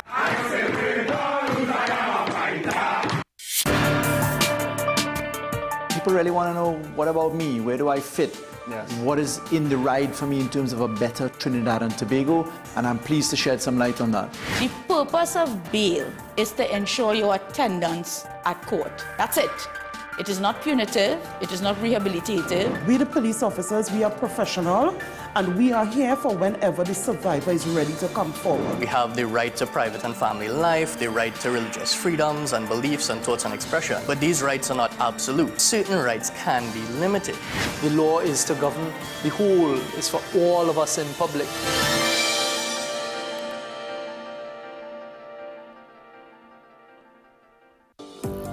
Join me, Sule A. Joseph, as I delve into the day-to-day psychological issues plaguing our society. We will discuss behaviors that encompass the biological influences, social pressures, and environmental factors that affect how you think, act, and feel. Sight, Thursdays at 11:30 a.m., only on WESN, Content Capital. The issue, the continued rise in the price of flour and its impact on the cost of living in Trinidad and Tobago. How should we go about it? I want to ask you what has been revealed to you about the state of vulnerability in the country because of this exercise and because of what we're going through. Is the government losing the war on the vaccine front? The discussion should revolve around the common good for the greatest number of people in Trinidad and Tobago. How do we inculcate a sense of respect and regard for people who may not be of your own political ilk or persuasion? The communities are now being used by political opportunists. So when the tables are turned, it's the same way. Okay, this has been 10 Questions. I'm Andy Johnson, and we'll see you next time. We are WESN, the premier platform for Caribbean content. WESN, covering West, East, South, and North. WESN, we entertainment, sports, and news. WESN, available on Greendot 7, Amplia 118, Airlink 17, Bmobile 107, Digicel 21, ICNTT 105, and Flow 110. Connect with us at WESNCC or stream online at www.wesncc.com. WESN, your premier platform for Caribbean content.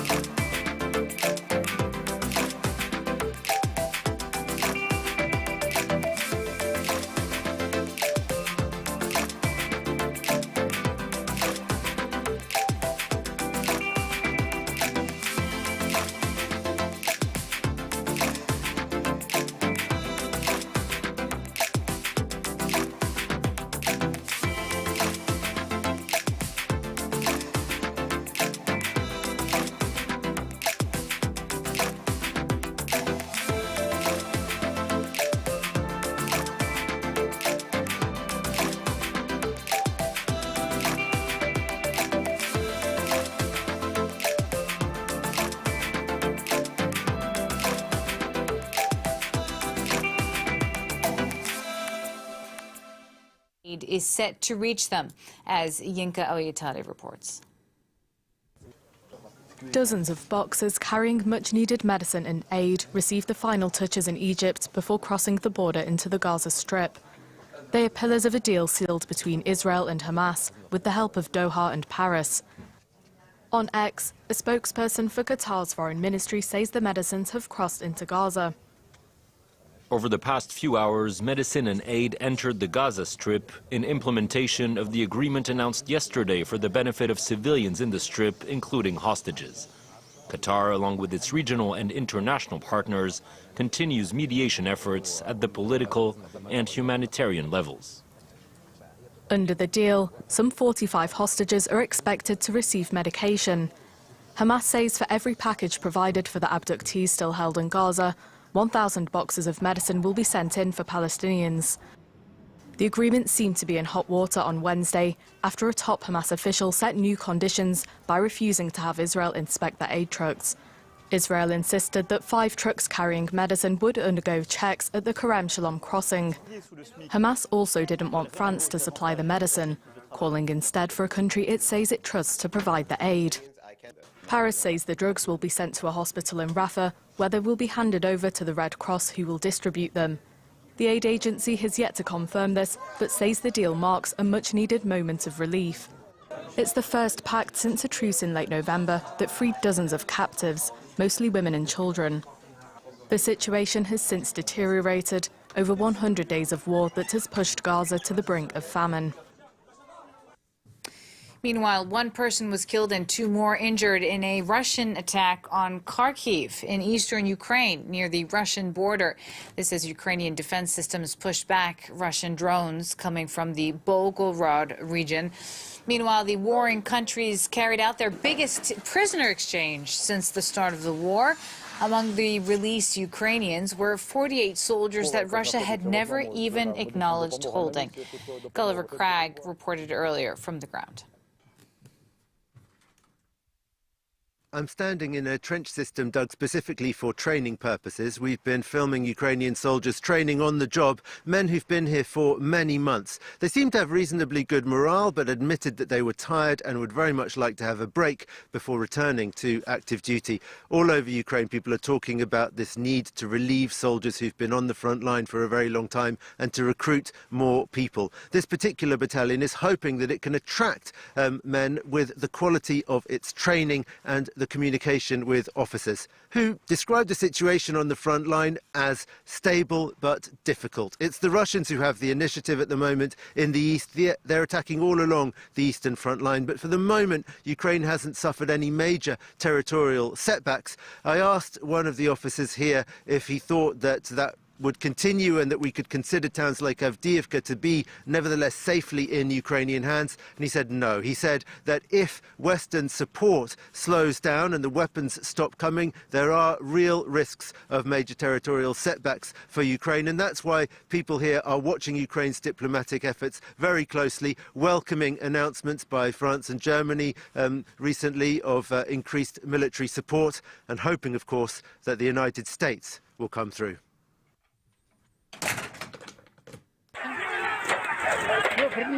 It's a rare sight in Russia. Riot police out to confront protesters, angry at the jailing of activist Fail Alsinov. According to Part 5 of Clause 282 of the Russian Criminal Code, Fail Alsinov is found guilty and sentenced to 4 years in corrective colony. Outside the courthouse, crowds throw snowballs and clash with the police in -20 degrees. Their reaction to the decision taken against the local rights campaigner. They met with tear gas in what's one of the biggest protests since the government upped its crackdown on public opposition to the Kremlin. The small town of Baymak is part of the Republic of Bashkortostan. Fail Alsinov says his words were mistranslated after he spoke in the local Bashkir language at a meeting and was charged for insulting migrant workers. Alsinov denies this, saying he was referring to poor people instead, and was previously fined for criticising the war in Ukraine. I've always fought for justice, for my people, for my republic. I don't understand these actions coming from the head of the Republic of Bashkortostan towards the people who came today to support me. I don't know what will happen to them. Russia's investigative committee says it's opened criminal cases into, quote, mass rioting, which can be punished by up to 15 years in prison. Alsinov has reportedly been added to a list of terrorists by a government agency. This after an uncommon moment of unrest that comes just 3 months before the general elections.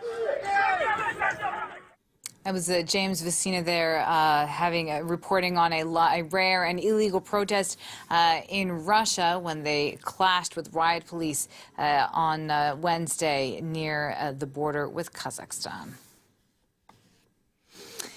Irish unions are calling it the biggest strike in a generation. A general shutdown in Northern Ireland is slated to last 24 hours, leaving schools closed, transport at a standstill, and icy roads unsalted. This just as the weather is getting dicey. At the heart of the strike, demands for higher pay, like in the rest of the union.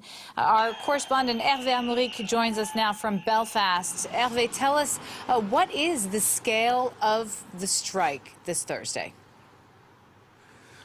Well, I'm standing at a picket line outside a hospital in West Belfast, and from 7:30 this morning, nurses and health workers of all kinds, as well as transport workers, teachers, had been gathering. They went off to a rally to meet all the public sector workers and demonstrate in the city centre, and then now we'll come back to man this picket line. 16 unions called for a day of action, and it is the largest industrial action in half a century here, Northern Ireland almost at a standstill.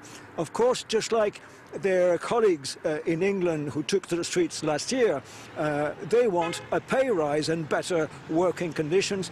But the big difference is that they have no one to negotiate with. Here in Northern Ireland, if they ask the British Prime Minister, he'll say, sorry, in Northern Ireland, most public sectors, including health, are devolved matters, devolved to the government of Northern Ireland.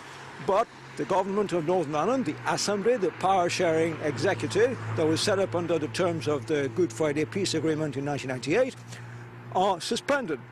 They have been suspended for almost 2 years now, since one of the main parties, the Democratic Unionists, representing those in Northern Ireland who want to stay as part of the United Kingdom, refused to share power with other parties. And that because of a Brexit dispute, because they refuse the current arrangements on Brexit. They say this causes a huge problem because they're not being treated in the same way as the rest of the United Kingdom. So, Hervé, you just told us a little bit about this political deadlock. What is it going to take for this deadlock to unlock, if you will, and for things to kind of get back in a semblance of order? There is an intense political pressure building on the shoulders of the leaders of this Democratic Unionist Party, the main party on the Protestant side, if you want. It's been building for quite a while. The British government, the Irish government, all the other political parties are insisting they should go back into government. And now you also have this strike. And the British government acknowledging that there's massive underfunding for years and decades here in Northern Ireland. In fact, at a hospital here behind me, these are the worst waiting lists for patients to see a doctor in a hospital throughout the UK by far.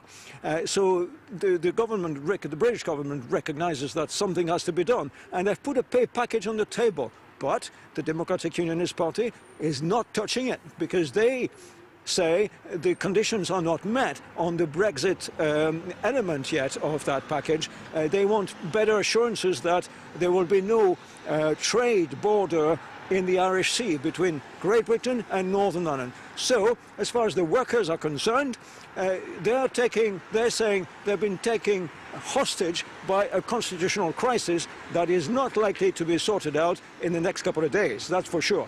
Yeah. Pressure is building, and at some point, definitely Jeffrey Donaldson, the leader of the Democratic Unionists, will have to call it. And you know, if he doesn't call it to go back into the government, well, this Northern Ireland government will probably disappear. Thank you so much. Hervé Amérique joining us live from Belfast on this once-in-a-generation general strike in Northern Ireland. Did Paris's football club get an illegal tax break? French investigators searched the French finance ministry earlier this week after allegations the Qatar-owned Paris Saint-Germain club failed to pay the proper taxes when it bought Brazilian football forward Neymar from Barcelona. The 2017 transfer had cost the club a world record-breaking €222 million. At the time, the current Interior Minister, Gérald Darmanin, was the Minister of Public Accounts. He was the top man responsible for the tax issue at the time. And now it's time for today's Focus Report. A few days ago, Malthusian theories of overpopulation were all the rage in some circles in the West. Now there's a growing movement of so-called pronatalists in Silicon Valley, spearheaded by billionaire and visionary Elon Musk. They want to repopulate the world by having as many children as possible, but not just any children, those from pre-selected embryos. Catherine Kadir-Clifford has more. What if it were possible to handpick the eye color, hair type, or personality traits of our unborn children by selecting an embryo with DNA that matched the parents' criteria? The Collins family did just that when they underwent IVF for their youngest 2 children. All right, you want to jump? And this one isn't one yet, and she is Titan Invictus Collins. And right now, my wife is pregnant with Industry Americas Collins. To increase their chances of having a healthy child, the couple asked a lab to analyze the embryos before fertilization. This is called a polygenic test. This basically gives you an overall health score, and it gives you a picture of the overall risk for certain health conditions. So genomic prediction specifically gives information for type 1 and type 2 diabetes, heart attack, schizophrenia. But Simone Collins went a step further. She asked a second lab to analyze mental health risks to be sure of selecting the best performing embryo. But her scores around mental health, so risk of depression, anxiety, brain fog, inability to deal with stress, mood swings, all of these risks were really low. The Collinses reject accusations they have rebranded eugenics, saying every family has the right to choose desired traits for its offspring. The couple are part of the pro-natalist movement, an ideology that promotes repopulating the earth by having as many children as possible, while guaranteeing the survival of communities. And our goal is to preserve and expand diversity. So, for example, South Koreans moving in a very bad direction. But if 15 families manage to become pro-natalist and are equipped to have large families and then pass down a culture to their children that encourages them to have large families and so on and so forth, South Korean culture is preserved. Another member of the pro-natalist movement, billionaire entrepreneur Elon Musk, who has 11 children, with 5 conceived via IVF. The biggest problem the world will face in 20 years is population collapse. Like a low birth rate is a slow death for civilization. Yes, make more babies. At least make enough babies to have sustain the population. Ideas which are currently very much in vogue in Silicon Valley circles, prompting more and more wealthy young parents to turn to this lab.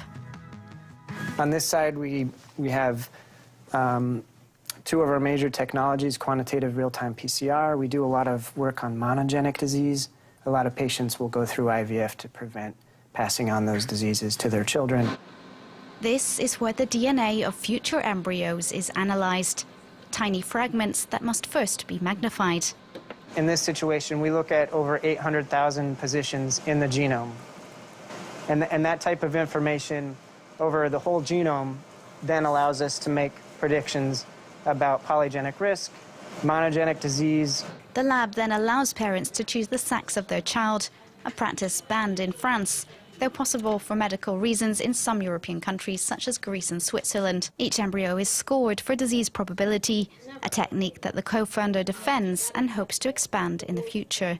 We would not be here if we didn't push the limit a little bit.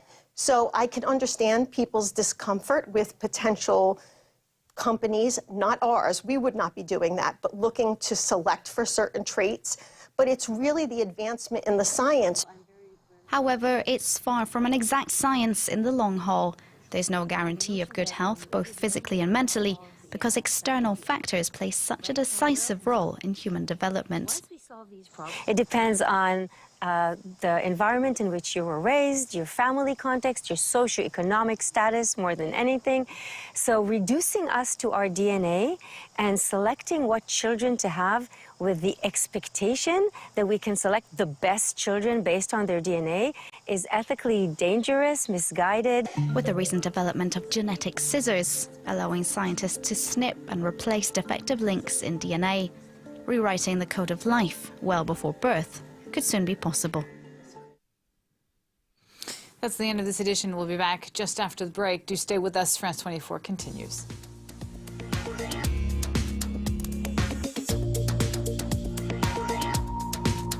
The best of culture every day on France 24. With exclusive interviews with the most talked about people in entertainment, Arts 24's Eve Jackson and Olivia Salazar-Winspear bring you the latest from the world of art and entertainment. Our critics Marjorie Hash and Florence Villeminot speak to the biggest names in music, and Lisa Nesselson and Deeptika Laurent share the newest must-see films and TV series. Join us every day for the latest news from the world of culture on Arts 24.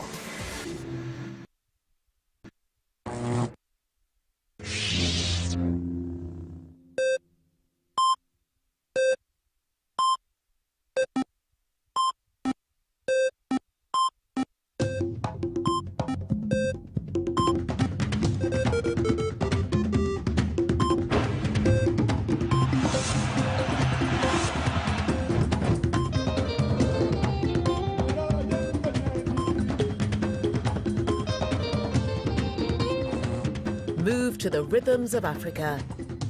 The Africa Cup of Nations from January the 13th to February the 11th on France 24.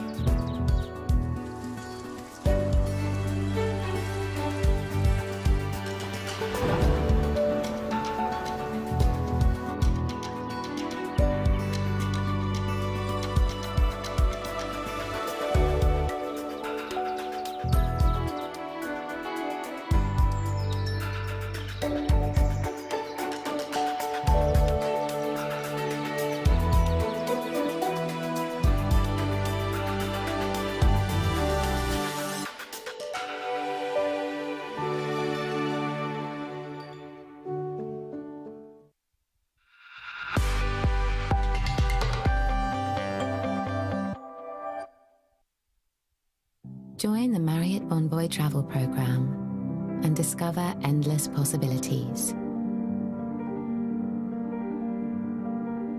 Get exclusive member rates and offers at our extraordinary hotel brands. Earn points to unlock free nights, late checkout as an elite member, and access unforgettable moments made for you.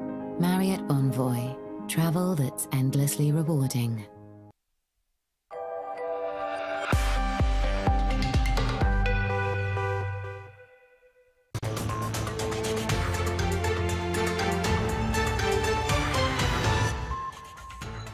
Pakistan.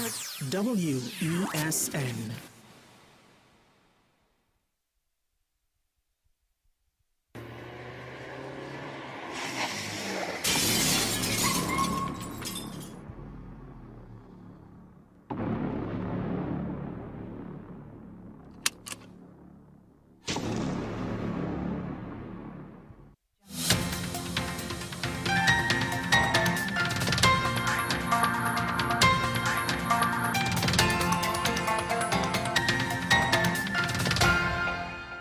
This is WESN's News on the Hour. Thank you for joining us. Here are the headlines. Prime Minister sets Thursday showdown at San Juan to address opposition's crime concerns. Murder toll now adds 30 following the shooting of a police constable. In international news, Pakistan launches retaliatory strikes into Iran. With the details, I'm Keaton Shaw. On Tuesday night, Prime Minister Dr. Keith Rowley responded to media inquiries about statements made at the UNC's anti-crime town hall meeting by inviting them to join him on Thursday night at the PNM's public meeting at San Juan. While mingling at the Balizé House, he emphasized that crime discussions were not on the agenda that evening, but assured that he would address the opposition leaders' calls for a state of emergency and other related matters during the upcoming gathering. A police constable attached to the Traffic and Highway Patrol branch was shot and killed just before 10 p.m. at Bassi Street in Spring Village, Valsine. The dead officer has been identified as PC Harinarain. According to a report, Harinarain was seated in his red Subaru vehicle with a female companion when two attackers approached and began shooting. In CCTV footage, a woman can be seen exiting the scene immediately after the gunfire starts and jumps into another car. In the video, the policeman can be seen stepping out of the vehicle and shooting at his assailants, who shot back. After the officer was killed by the men's retaliatory shots, they took his gun and fled. In international news, Pakistan carried out missile strikes inside Iran's borders after Tehran's attack on Pakistani soil on Tuesday. Pakistan's foreign ministry said the strikes hit terrorist hideouts in Iran's Sistan Baluchistan province. It added that the purpose of the attack was in pursuit of Pakistan's own security and national interest. At least 9 people have been killed in the attacks, Iranian state media has reported. That's news to the hour here on WESN. I'm Keaton Shaw. Thank you for watching. We'll have more for you at the top of the hour.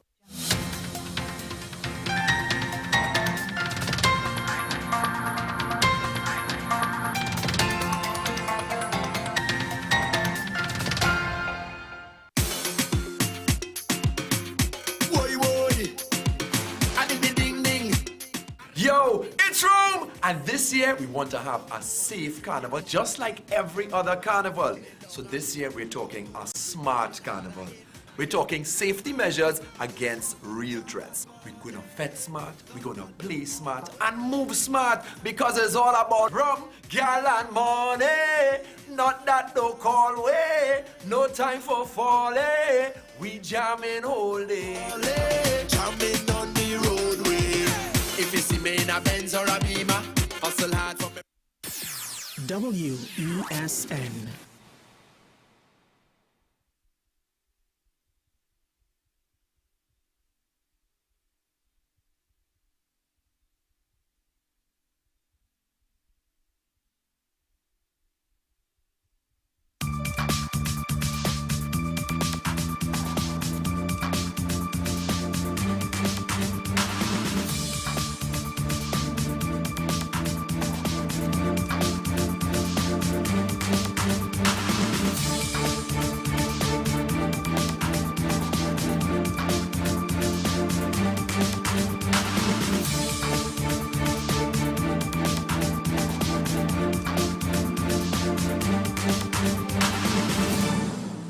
Good day and welcome to this week's episode of Strictly Legal on WESN Content Capital. I am your host, Rondell Dono, attorney at law, and once again I'm happy to be here. I'm happy to bring the law and you. Of course, you can watch us at all stations on WESN CC as well as Strictly Legal with RondellDono.com and our major podcasts. We have a next exciting episode and I have no stranger to this set, and his name is Mr. Farai Hove Masaisai of Hove & Associates, attorneys at law. And today we are going to discuss the topic of defamation in the digital age.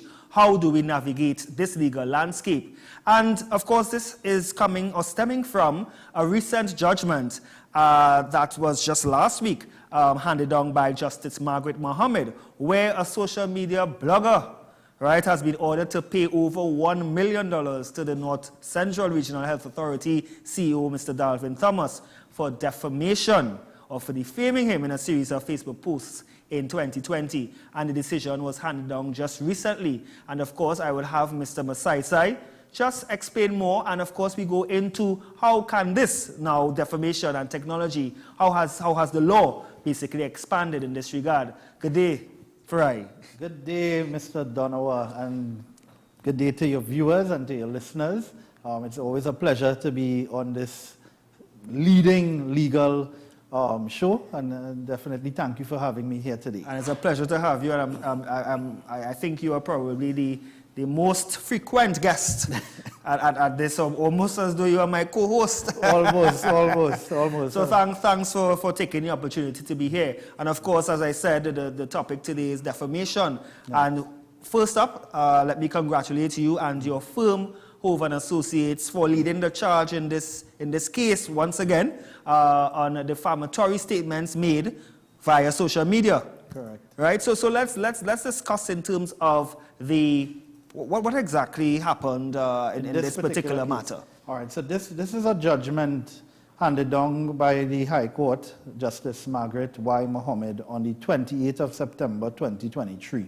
So it's a very recent judgment, and it's a very important judgment in that it adds to our legal jurisprudence in terms of the development of defamation and libel at that.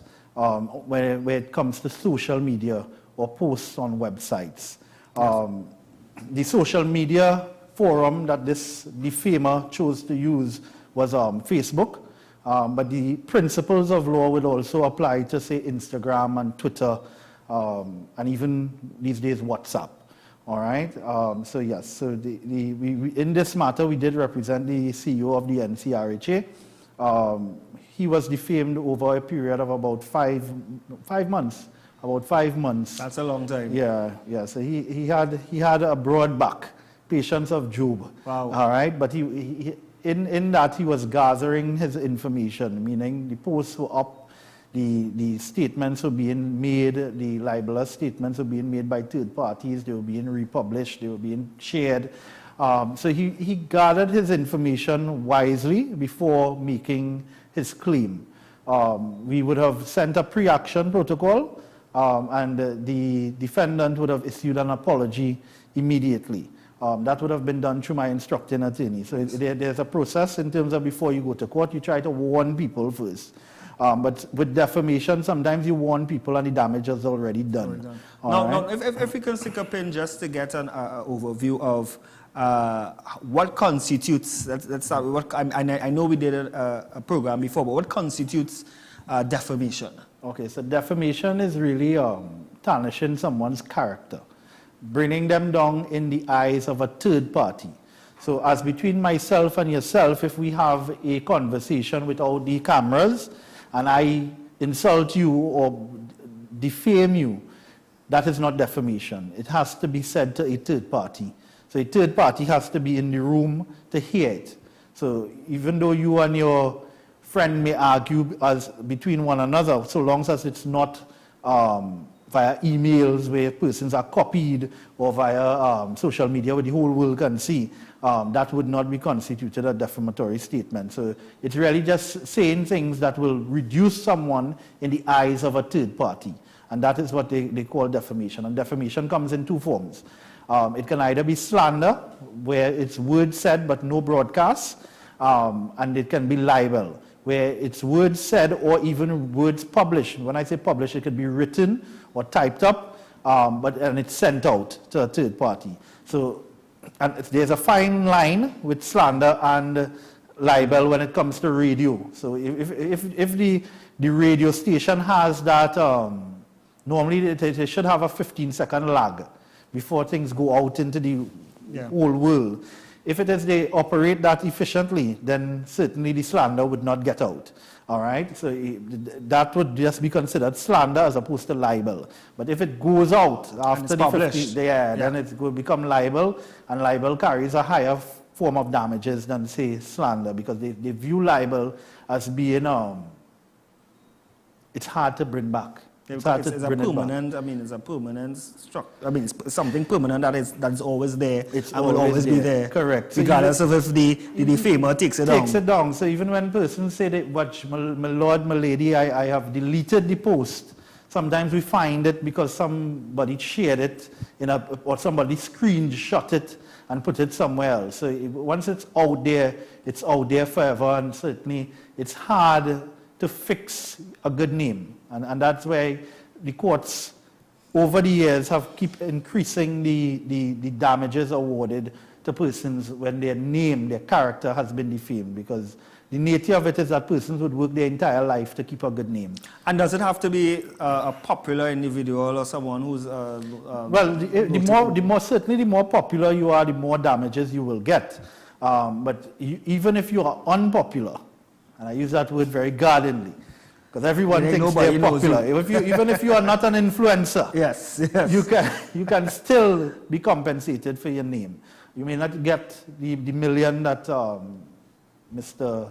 Thomas would have gotten, but you certainly would get some sort of damages in tune with your reputation. And coming back to this instant matter, in terms of the Facebook post, yes. If you are at liberty to just state quickly what exactly were the statements that were made? These were proper. The judgment is 70 pages. I'll put it in context. Yes. And in the judgment, the judge is compelled to restate verbatim what was said. So they were proper statements that the author thought was fact, which we were able to prove were false. And what were the accusations, Ron? They were accusing the CEO of misappropriating funds. Now, these defamatory statements took place in the heart of the COVID-19. Okay. The CEO of the NCRHA being the largest regional health authority in our jurisdiction, would have been in charge of the government's fight against the COVID-19 virus. And I know he always says that while he was standing in the gate of life and death, right, someone was there, an armchair journalist, there to defame his good name. We have plenty of that. So that being said, that was the context in which the defamation came. So he was doing his job as best as he can. He was in charge of the Mount Hope Hospital. He was in charge of the Couva health facility and all the health facilities throughout the East-West Corridor and Central Trinidad. And at the same time, he had a lot of responsibilities. What the author was questioning was how he was conducting his affairs, accusing him of nepotism, accusing him of political victimization, accusing him of fraud, accusing him of mismanagement of public money. And these posts were from March 2020 straight to June 2020. Couple instances, 24th of March. For quite a long period of time. 25th of March, 30th of March, April, and it's just going on and on. Correct. So some of the things that he was suggesting to third parties, meaning the entire Facebook universe, was that the CEO was mishandling public funds. He misappropriated public funds. He defrauded the state for his personal benefit. He favors P&M contractors. He's a liar. He's a fraud. He's a criminal. He received kickbacks. These were things that were said and were found to be false. Because obviously, in his defense, I mean, the defense of defamation is the truth, not so? Well, in this case, he did not raise a defense of justification. He raised a defense of Reynolds privilege, which is a journalistic defense for responsible journalism. But therefore, does he qualify or does he pass the qualification of what is a journalist? So does he? Well, I don't think the judge even had to go there. Under cross-examination, he admitted some of the posts. So most of the posts that he posted was admitted, but only under cross-examination. That's why a good thing is to get a good attorney. Correct, correct. Because you were able to elicit that evidence from him. Only under cross-examination. Right? That's the trick. But for that, then the court would have had to look to see if he was a proper journalist in accordance with the Reynolds privilege test. Journalists in our jurisdiction are really the responsible journalists. And I would go as far as to say the Guardian medias, the One Caribbean medias, the different radio stations and so forth. You mean in terms of who are legitimate? Who the courts will consider as legitimate. Okay. All right. But there is a test in Reynolds privilege, and you have to exercise what they call responsible journalism. Yes. So what part of that test he would have failed abysmally, in that even though you are aware of information and you think the public would have a reasonable expectation of receiving that information, a responsible journalist will reach out to the person who they have the information on for a comment. So you'd hear in all reports, they would say, well, we tried to reach out to the Minister of Finance and we didn't get a comment at the time of running the story. But they tried. So that is what a responsible journalist does. They at least send a WhatsApp to the person, say, watch, this is the article we intend to run. Let us know your side of the story by, say, if the news is at 6 p.m. or 7 p.m., let us know your side of the story by 5 p.m., please, or as we intend to run it. The court will see that as responsible journalism. If you choose not to respond to the journalist and then you respond only in court, then the court would say, well, they have a defense. All right? So his defense was Reynolds privilege and fair comment. He said the Mr. Davlin Thomas is a public official and he's open game. It can need to be thick. But I think that open game defense works more with politicians. Davlin Thomas is not a politician in the purest of sense, in that he does not get a protection from any parliamentary privilege. So a lot of politicians, they will go and voice their dismay in Parliament where they are protected by what they say in Parliament. All right, Davlin Thomas didn't have that opportunity. And one of the leading cases would have been the Prakash and Prakash, where the two brothers defamed one another in a political environment. And the Privy Council would have said, watch, as politicians, you need to have a little banter. Your skin had to be a little broader, your back had to be broader. So it works amongst politicians, that defense, but certainly not with a lay person and a officer who's not elected. Yes, and basically, obviously, the court found one that well, they did not take into consideration his defense, right? The judge took into consideration his defense, but found that it was not made out. Made out, correct. Yes, And that would now render your case successful to that extent. Now, in terms of the trial, how long did the trial take place, and whether there were any witnesses? Yes, so for witnesses on our side, we had Mr. Thomas, and he had a colleague, Mr. Robinson, Kwesi Robinson. So his witness was really to his character. So you need to have a character witness if you're saying that you're a person of good character. So you cannot defame someone who has a bad character. Yeah. So if someone is a known thief and you call him a thief, and you have a judgment from the court saying what he had been arrested for theft and served time, then he cannot go and sue you for defamation for calling him a thief, because he'll be speaking the truth. Yes. So yes. So you have to have someone to at least speak to your character. Naturally, you can speak to your own character, so we would attach your CV, attach his accomplishments. So apart from being the CEO, he was a former councillor for Barataria. He's still the vice chairman of the National Carnival Commission. He serves on different committees. He's in the arts, the performing arts. His name is well known. So we put a dossier in terms of his work and his nationalistic work. So it's a name that he cherishes, and certainly he has children who carries his last name, so he would want to protect it.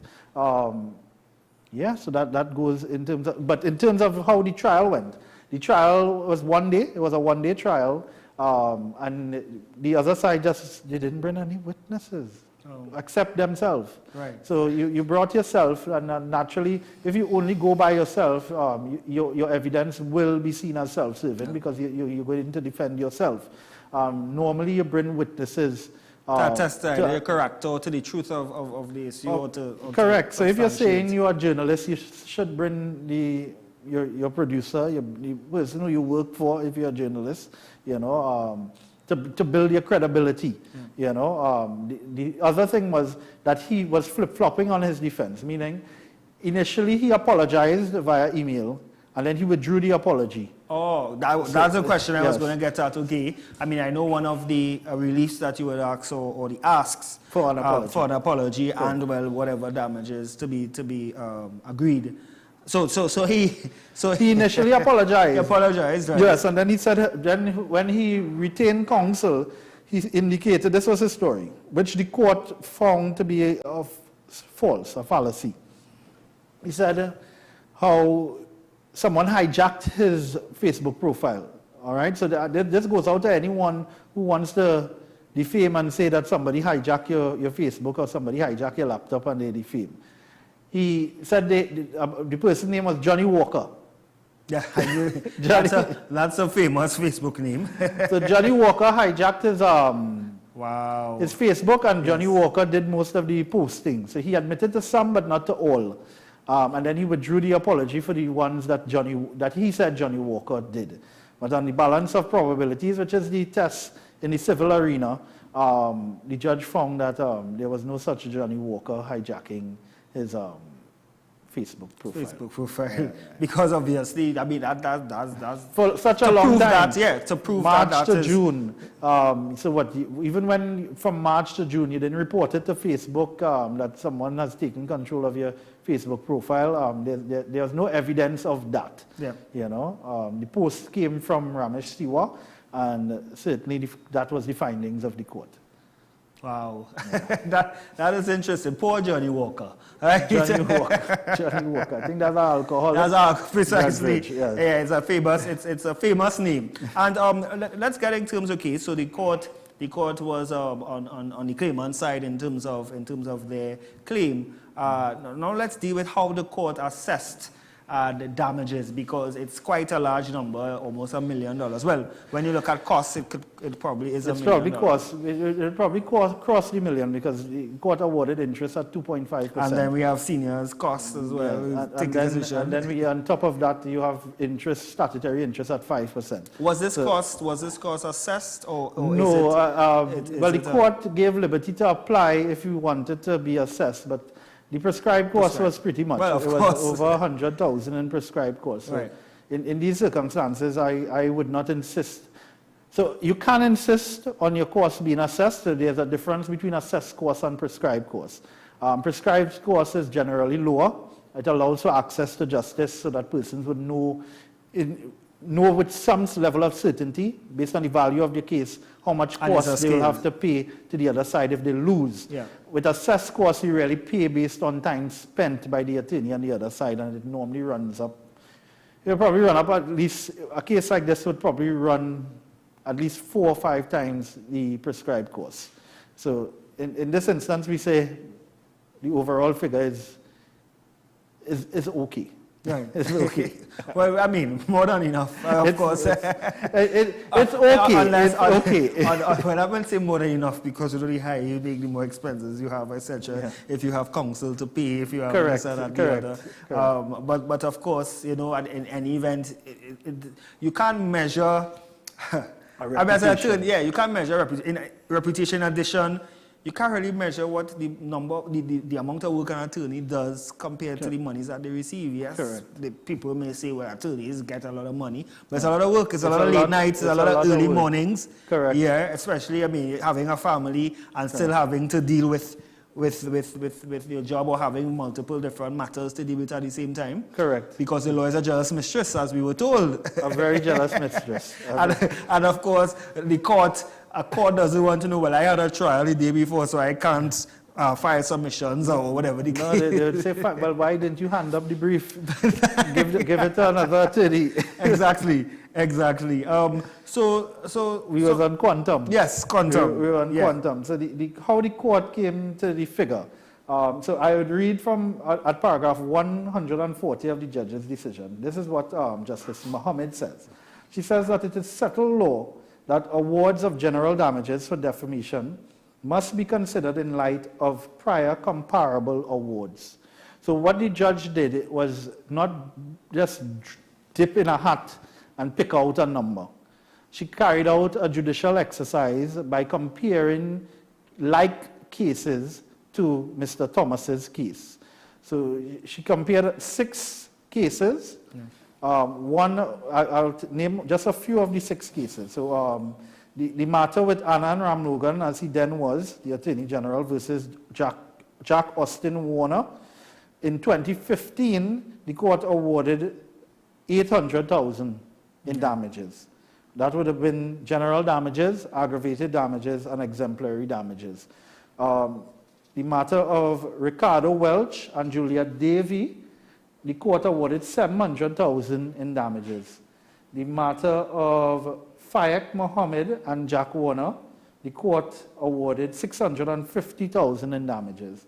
And a matter of Alfred Pierre, being an attorney, and Francis Moraine, the court awarded $900,000 in damages, and that was a 2019 matter. So you say why would the court have awarded such a high number?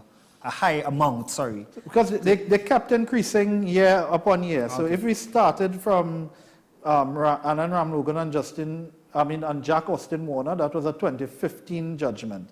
And then the Ricardo Welch matter with the $700,000, that was a 2017 judgment. Then the court also cited the Andrew Gabriel and Philip Edward Alexander judgment. That was a $775,000 in 2019. So every year it goes up, just as inflation. So you have to make way for that. So from 2019 to 2023, you could see the rationale why the judge went with a figure of, well, it was about $900,000 in damages when you think of the general and the exemplary. So it was showing that the jurisprudence in our jurisdiction is that the damages for defamation is gradually increasing. It's not increasing astronomically, but it's increasing incrementally. Yeah. And she observed the dynamics of the personality, a public servant, I'd say a high-ranking public official, servant, the CEO of the NCRHA, the circumstances in which he was being defamed, in circumstances where he was doing his job, representing the country in terms of facing the COVID virus. Yeah, and I'm saying, and I'm certain, sorry to cut you across, but in addition to that period of COVID when the whole world is going through an issue. Correct. And your focus really is on making sure that you protect a life or save lives. Save lives. And you have someone who's trying to now, distract you. Distract. And I'm sure the court may have taken all that into consideration. At minimum, you can say distract. At maximum, you say defame. Yeah. All right. So he was a distraction initially, but it came to a head when his superiors started questioning his integrity. So sometimes you try to ignore noise. Yeah. And certainly, I always say heavy is the head that wear the hat. It's hard being a leader. Yeah. And certainly to lead such a large organization, sometimes you have to be tunnel focused and focus. So what he was doing was focusing. Even when I was telling him, let us send the pre-action now. And he was like, not now, because then he would have to change his focus from dealing with a pressing issue, life and death, to dealing with an issue that is personal to him. So credit to him that he held up for a while, but when we approached the court saw no issue in terms of issuing what you call an interim injunction. So there was an interim injunction in place for him to remove all the posts and to cease and desist. As we know, time goes on in terms of litigation. So this matter was filed in 2020. We got a decision in 2023. Of course, notwithstanding COVID and the, there were a lot of court-bed suspension of the time. Correct, correct. So we make no qualms to that because we had the interim injunction in place. So that was a form of relief so that he could focus on his job. And that is a tool that persons who are defamed can use. They can use the interim remedies of the court to at least maintain the status quo. The status quo being to ask the person to stop. Yeah. Stop what you're doing. Let us let the court decide if what you're doing is defamatory or not. All right? But don't just keep doing it, and you just frustrating my life while the court is trying to make a decision. No, I recall just earlier you stated that he had apologized to the defendant, but I don't think we got into the reason for his withdrawal. Yes. He sought counsel. Well, he said he sought counsel, and the apology was made without counsel's advice. Okay, fair enough. Until such time. Correct. All right, let's take a pin there. We'll be right back after we take this break. You're watching Strictly Legal.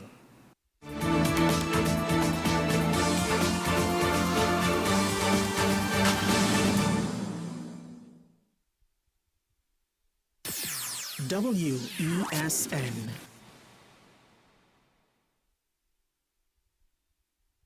Now this is it past when the back and start boy sweating from your heart, yeah. This is how you fall. Boss, you drink, so you can't drive. Full stop. Playing it smart this carnival. Get a designated driver. Call a taxi or call a friend. Rum and road don't mix. Drive smart to be safe this carnival. This is Eddie Charles. Now this is the part when the bacchanal start. We playing it smart. This is a euphoric feeling. Green. Oh yeah, you're about to experience the whole The issue, the continued rise in the price of flour and its impact on the cost of living in Trinidad and Tobago. How should we go about it? I want to ask you what has been revealed to you about the state of vulnerability in the country because of this exercise and because of what we're going through. Is the government losing the war on the vaccine front? The discussion should revolve around the common good for the greatest number of people in Trinidad and Tobago. How do we inculcate a sense of respect and regard for people who may not be of your own political ilk or persuasion? The communities are now being used by political opportunists. So when the tables are turned, it's the same way. Okay, this has been 10 questions. I'm Andy Johnson, and we'll see you next time.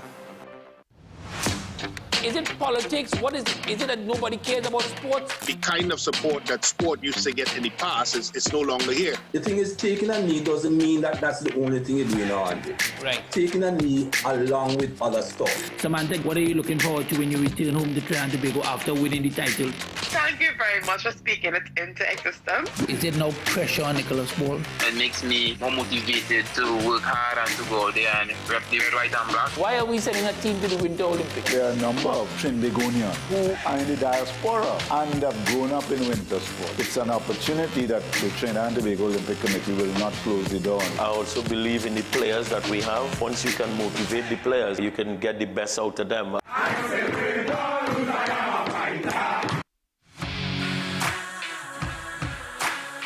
Every day, we communicate through stories. Stories of ourselves, our challenges, our goals, our experiences, and our aspirations.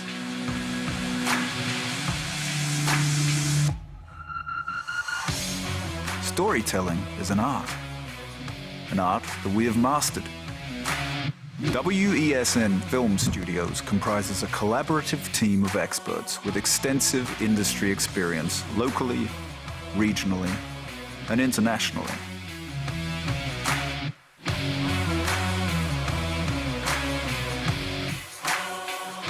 The ability of your business to successfully communicate with your preferred audience depends on the strength of the stories you tell. Your vision should be communicated in a high-quality, professional, and creative way.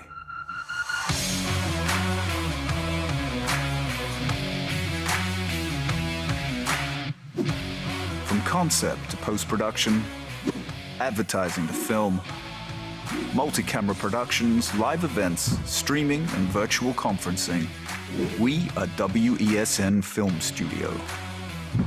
Let your own unique voice be heard and your vision realized.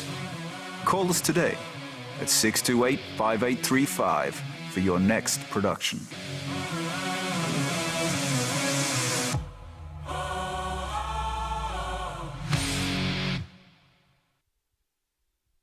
My name is Carl Media. I'm the founder and the host of Ever Increasing Voice Ministries. Join me every Saturday and Sunday on WESN, this powerful station, at 9 a.m. on Saturdays, 1 p.m. and 7 p.m. nightly. Also on Sundays, I'll be on at 7 a.m., 1 p.m. and 7 p.m. at night time. When you come here, we are getting people heavenly ready.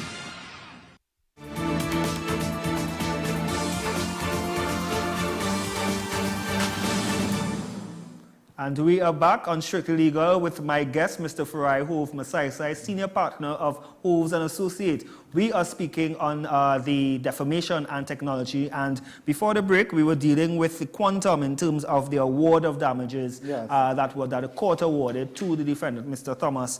I know we spoke all over the place in terms of the interest, etc., but just in terms of the precise award. Okay. All right. So we had just left off where we were comparing the last authority of Alfred P. and Francis Morin, where the court would have awarded $900,000 in damages, and that was in 2019. Yeah. So if we fast forward to 2023, which would have been about that's 4 years. Yeah. 4 years. So 4 years going forward, we see that the court ordered. So in terms of the order, they say judgment for the claimant, and judgment for the claimant means that the claimant has won its case. So it's not that the court is passing judgment on the claimant. So it's judgment for the claimant, meaning the claimant has proven its case and it has won its case. And then it goes on to speak as to what is your fruits of your judgment. So the fruits of the judgment for the claimant would be that the defendant has to pay him general damages in the sum of $800,000. That general damages will carry an interest rate of 2.5% from the 24th of June 2020, which was when he filed his claim, to the date of judgment, which is the September date in 2023. And that is statutory interest? No, that's just interest based on the going rate that the court awards interest on your damages. So usually that's about 3 or 4%? Yeah, right? well, It can range. So I've seen it as low as 1.5. I've seen it as high as even the 5. So in terms of this matter, what the court awarded 2.5%. 2.5% on 800,000 over 4 years is... That's a lot. It's nice. It's a pretty little penny there. That's a lot. You know, Yes. and then the defendant has to pay exemplary damages. So because of the outrageousness of the behavior, how it was concerted over many months, it was a concerted attack. The court said, here, what, 800,000 is not enough. So you have to pay 100,000 on top of that. So that would be 900,000.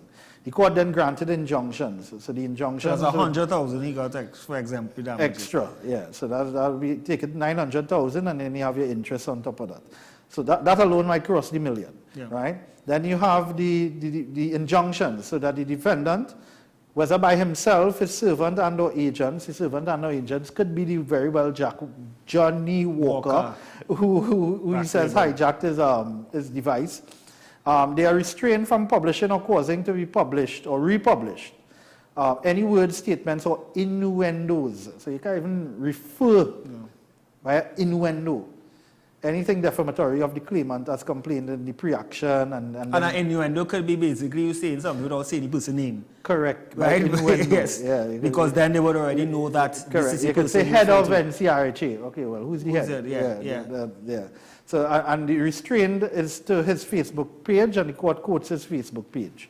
The court also ordered an apology, a public apology and retraction in writing of the allegations made in the post and authored by him and published on the Facebook profiles and the profiles of the third parties. And then the court finally ordered that he paid costs, and the court quantified those costs at $101,500. So those were the type of damages that the court awarded. I think the court wanted to send also a message to the armchair journalists who would think, would not think twice before they post. So I would suggest that you think twice, 3 times, and probably seek a legal opinion before you post something that is demeaning or not factual about a third party. In this case, the person who was posting did not even know Mr. Thomas. So that was one of the questions we would have posed under cross-examination. If it is that you're accusing him of all these things, is it that you know him? So why did you come to the conclusion that he did these things? You know, so you have to be sure of what you're saying, sure of the greater the gravity of your speech, you have to do your due diligence. So it has to be backed up. So if it is you're saying that someone stole something, make sure you have your evidence that they stole that before you say it. And I know during the break we were just chatting about, in terms of how the law has advanced. Like 10 years ago, Facebook posts wouldn't even be considered a defamatory statement.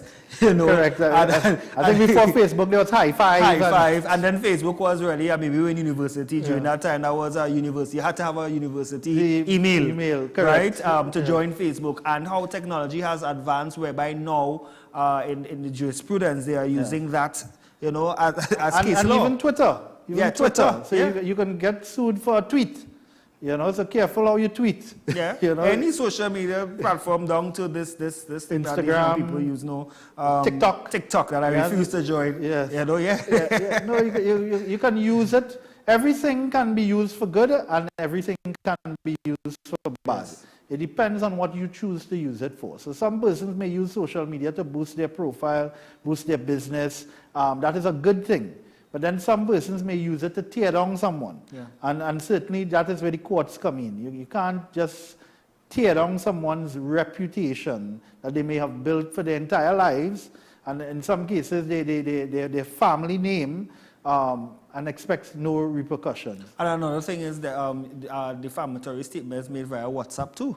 That is where there has been changes in law where the minute you post something like while yes, it could be a private conversation, but then when you forward, once you screenshot, if you screenshot and you want to forward to a third party, then you better have your court closed. Exactly. You know? So people have to be mindful what they say on WhatsApp, Correct. who they say and, to, and all the, the different those things. WhatsApp chats. The So group chats. the Yes. nature of it, WhatsApp has expanded the number of members that could join a chat. Yes. So just be careful when you want to argue with someone in a heated. You might get hot and flustered, and you say something which you ought not to have said. But then 50 people in the 200 chat sees it. And even screenshots, because you know they love to screenshot fast before you even. No, correct. Before you even delete. Correct. Before you even get the opportunity to delete. Before you be able to delete all. And remember to delete all and don't just delete for yourself. No, I think social media should really be taught in schools now in terms of using it responsibly. It would be interesting to know though, just it would be interesting to know whether or not, even if a supposedly defamatory statement was made and you delete it at the first possible opportunity right away, that delete all feature, whether the court can use that as sufficient defense to say, well, at the end of the day, it did not transmit now in the larger population. WhatsApp, there is that feature to see how many persons have seen your posts. All right, so the burden is always on the claimant to prove their case. So they would have to prove that third parties saw it. So even if you post that might be hard group, because if they are not the author, they won't be able to know how many people see it. Well, unless you are the author. Unless you bring somebody from the chat. Yes. Brethren, I know we in the same chat, but I need to get 1 million. come and give some evidence. Yes. There. You know, so you need to get your witnesses. Yes. You know, the court is a court of evidence. So it's not about hearsay. You have to bring the person who actually saw it. So at least one person should have seen it, and they can give evidence on your behalf. You know. So technology is really advancing, and of course this in itself is just one of many. It's just one of many, right? I mean, I know a lot of persons. I mean, defamation occurs every day, but when we look at the monies now you have to spend, that's another factor too in terms of seeking legal counsel. I mean, how many lawyers may do this for pro bono until they get an award? And then you also have to look at, okay, yes, you are given an award, but whether the defendant has the means to pay the award, that's another consideration. So that deals with enforcement. Yes. So with enforcement, there are different ways of enforcing.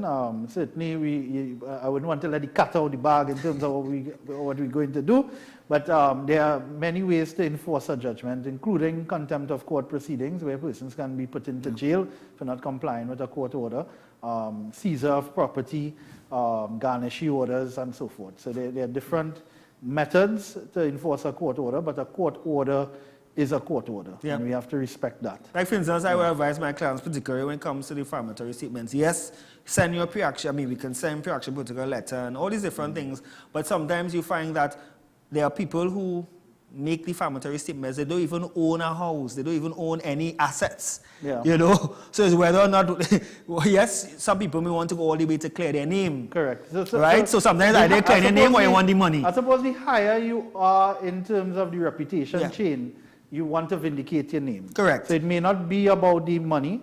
For Mr. Thomas, it was never about the money, it was really about the vindication of his good name. So it depends. Some persons may say, well, I want to vindicate my name, but still mature, not to go to university. Correct, yeah. You know, so I mean, if it's a defender with means, Correct. And this goes to the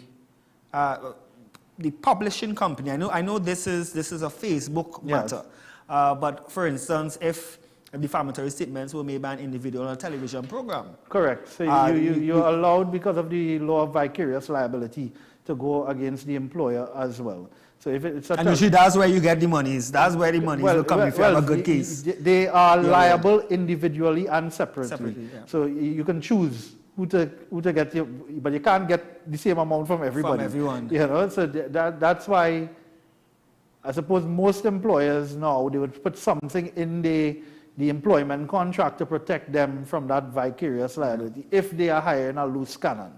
And I'm assuming this is the case with Facebook. That's why Facebook is not party to litigation. No, because they have disclaimers and the policies. different policies that if the... Do you think that we are... I mean, we are a litigious society. I believe so. I think we are. I think for a small society. In the Caribbean, we are always at the cutting edge of litigation. For example, we are the biggest subscribers to the Judicial Committee of the Privy Council. Every month, you probably see 3-4 judgments coming from our jurisdiction at the Privy Council. So, and the other islands, our Caribbean neighbors, including Jamaica, they look to us for our authorities. A lot of our practitioners, they practice regionally, you know. So, yeah. And of course now with the advent of COVID, everything is virtual. Correct. Right. So all you need to do is get called to the bar. don't do a micros, you know, in suits. Yes. You know, don't be a micros, but get called to the local bar and you can practice. I have a colleague from Trinidad who married a Bajan. So his wife is Bajan, yeah. His wife is Bajan. And he lives in Barbados, but he practices in Trinidad. Yeah. Because the court no longer, I don't even think it's part of the practice direction. Maybe I can stand corrected. But I don't think the court even concerns. Prior, the court would have been concerned, okay, you have to be in Trinidad, right? Even if you're correct virtually. But now you can be anywhere in the world and the court will not even know where you are. Including with the Judicial Committee. So they have hybrid hearings now. So it's a choice. They ask you if you say, Mr. Versailles, do you want to come to England or do you prefer to have the matter heard hybrid?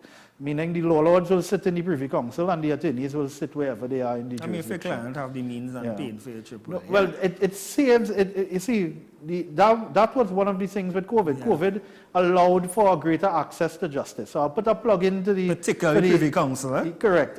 No, but I'll put a plug even into our judiciary in terms of their administration.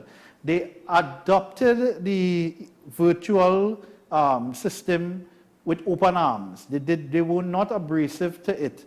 And for me, it allowed for attorneys as stakeholders in the process to be able to allow, well, certainly pass that savings on to their clients, whereas before you would have to physically file something in San Fernando if the case started in San Fernando.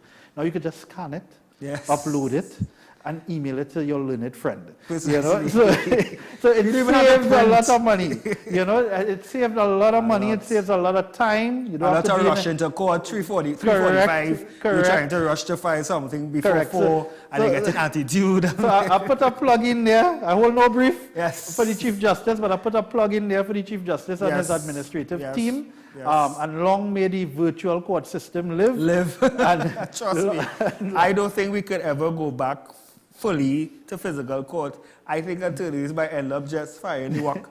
No, because after you get so comfortable, I mean, you and your client and the judicial officers, I mean, who want to see you all the time in front of their face? I had a case once where on the other side, the witness was cooking. So she had a pot boiling and she was giving evidence and she asked the judge, she said, my lady, I think my rice burning. And the judge, the judge said, go and take off your pot. That's a good judge. Another judge, according to where she went to buffet before. No, that's funny. Because life happens at the end of the day. Correct. You know? And for example, with expert witnesses, if you were to have an expert in, say, medical negligence. So most experts in medical negligence cases have to come from outside if you are suing the state. Not because many doctors are consultants with the state. So you have to get an expert in, say, from England or from Barbados or anyway.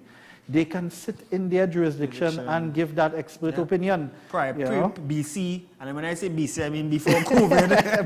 BC, that you had to spend monies to bring these experts down. Correct. House them. Correct. And then they're not housing in Cape Park. They want Hyatt. Yeah. It reminds me of a trial I did in intellectual property matter, and I had to bring an expert witness who was a big music producer for Michael Jackson at the time, down to Trinidad. My client had to pay for that. Dexter Simmons, I mean, everyone knows who is he. And, you know, and they had to pay for that. I mean, if it's now, He just have to... Yeah, just put the phone wherever he is in the studio, just lower the volume. Yeah. You know? I know it had clients literally driving the car down. Well, the judges might tell us pull over. They will tell you pull over. Yes. You know, but the access to justice has increased. I'd safely say it has increased. We are indeed a litigious society. But people, that is because persons are becoming more aware of their rights. And certainly in no short order because of shows like this. Yes, You yes. know, And particularly, you see defamation. Our society we love keyboard, we love bacchanal, and sometimes it is really important to drive things home to persons that there is a you line. cannot just say anything. Correct. There is a line, and a very thin line. Very thin you know, line. and it's very, as you said, access to justice is easy. It has attorneys who will be willing. Yeah. Once you have a winning and compelling case, I an attorney will be willing to take up your matter. Don't defame anybody who's popular.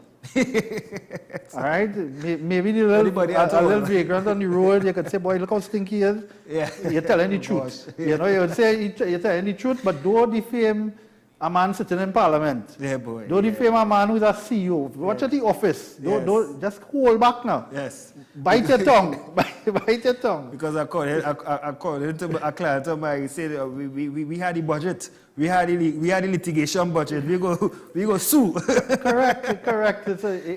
And the nature of it is persons who are suing for vindication of name, they tend not to want to stop until their name is vindicated. Indeed. You know, especially if they know what is said was untrue. Yeah. You know, if you know it's true, then you really need your evidence.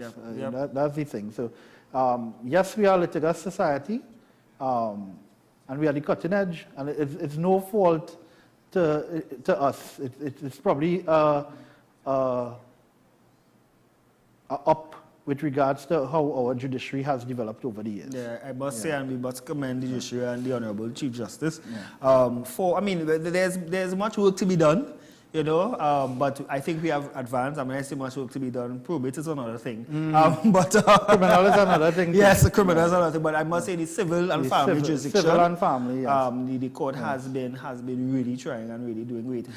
For right now, in terms of the way forward in this matter, is this I mean, I know there's, as you said, there's a stay. Yeah, so so normally with orders, judges will give a stay for a short period. And when you say a stay, just explain to the public. A stay basically is that you cannot enforce your order until the stay has been removed. So the stay is for 30 days, and it's really to allow the parties, because we got the judgment on the day we got the judgment. So it allows the parties' attorneys to study the judgment and consider whether or not they want to appeal. So everyone has a right to appeal. It's a constitutional right. So if Mr. Siwa wants to appeal, he can appeal. We can cross-appeal if we choose to. But yeah, so that is really the purpose of the stay. It's 70 pages. Read it. Yeah, if you find any fault in it that you think a higher court may want to correct, you're allowed to appeal, and the other side is allowed to cross-appeal if they so desire. Do you foresee there being an appeal in these circumstances? In my mind, a case doesn't stop until the fat lady sings, and the fat lady for me is always the proverbial privy council. Right. So I accept first instance decisions, but because of the practice, you know that a party can end up in the Privy Council in the next 4 years. You know, so you don't celebrate too early, because we have a 3-tier system of judicial justice. Yeah. So this is the first round. It could be a second round. It could be a third round. But certainly we have won the first round. First round, and at the end of the day, your money show. Your money show. So for right, tell us, in closing, in terms of you know, where you see the law of defamation. I mean, I know we have advanced, but in terms of, is it at the correct trajectory? Yes.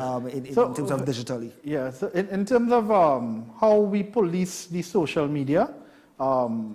It is good that the judges are not shying away from it. We are not only focused on the traditional means of defamation, traditional being radio, print, verbal, but we have gone into the social media, and the judges have embraced it. They have, even in this judgment, the trial judge did speak to social media experts can be something that we can bring in the next dispensation of a trial. Social media experts, that's interesting. Yes, because what we were trying to explain to the judge in our layman's terms, how algorithms work and how it can reach from 1,000 people viewing it to 1 million persons. According to who is commenting, correct, who is sharing. Correct. Yes. So, but the judge was like, well, we did not have a social media expert in the court, so the court cannot take counsel's layman's opinion. And this is something that the court even recognizes, that there is a profession. Correct. As social that's media, known as a social media expert. Social media managers, because we see it now. They are paid for that. And that's what I was saying, that in schools, you see, social media can be used for good, it can be used for bad. Yeah. And the good is that social media is an economy in itself. Yes. So why are we not teaching it in schools? Why are we not teaching students from primary school how to use social media for good? And it's recognized because you have prominent jobs actually advertises social media. I think now in probate, for small probate estates, they put it on Facebook. Oh, okay. Judiciary's website for small estates. They do. Yes, they do that, so and they use their Instagram and their correct, and Facebook it costs less than paying in. Well, I wouldn't say anything because I'm in a media house, but yes, social media is something that is being embraced by the judiciary. It's being policed by the judiciary. I just say that in the wider society, especially in the schools, they must accept that social media is indeed now a economic area, an area where young persons, especially young persons who would want to, who are savvy, they call it social media savvy. Yes. I have a son who is 10 years old, and he is more savvy on the Instagram. Well, he uses my Instagram. He does my reels. Okay. Reels, so I don't know. But once you don't make me do anything too funny, but the reality is he knows how to do it. Yes, and I don't. Reality. He knows how to crop the videos on the phone, and he's like, no, that's too long, and people ain't going to watch it. These 10-year-olds are not like us when we were 10, when we didn't know about social media. Yeah, they're on their smart devices.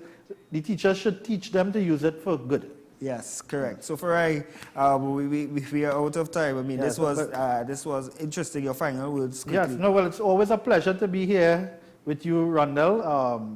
Definitely, I say thank you to you and your producer. We will take a drink somewhere. Yeah.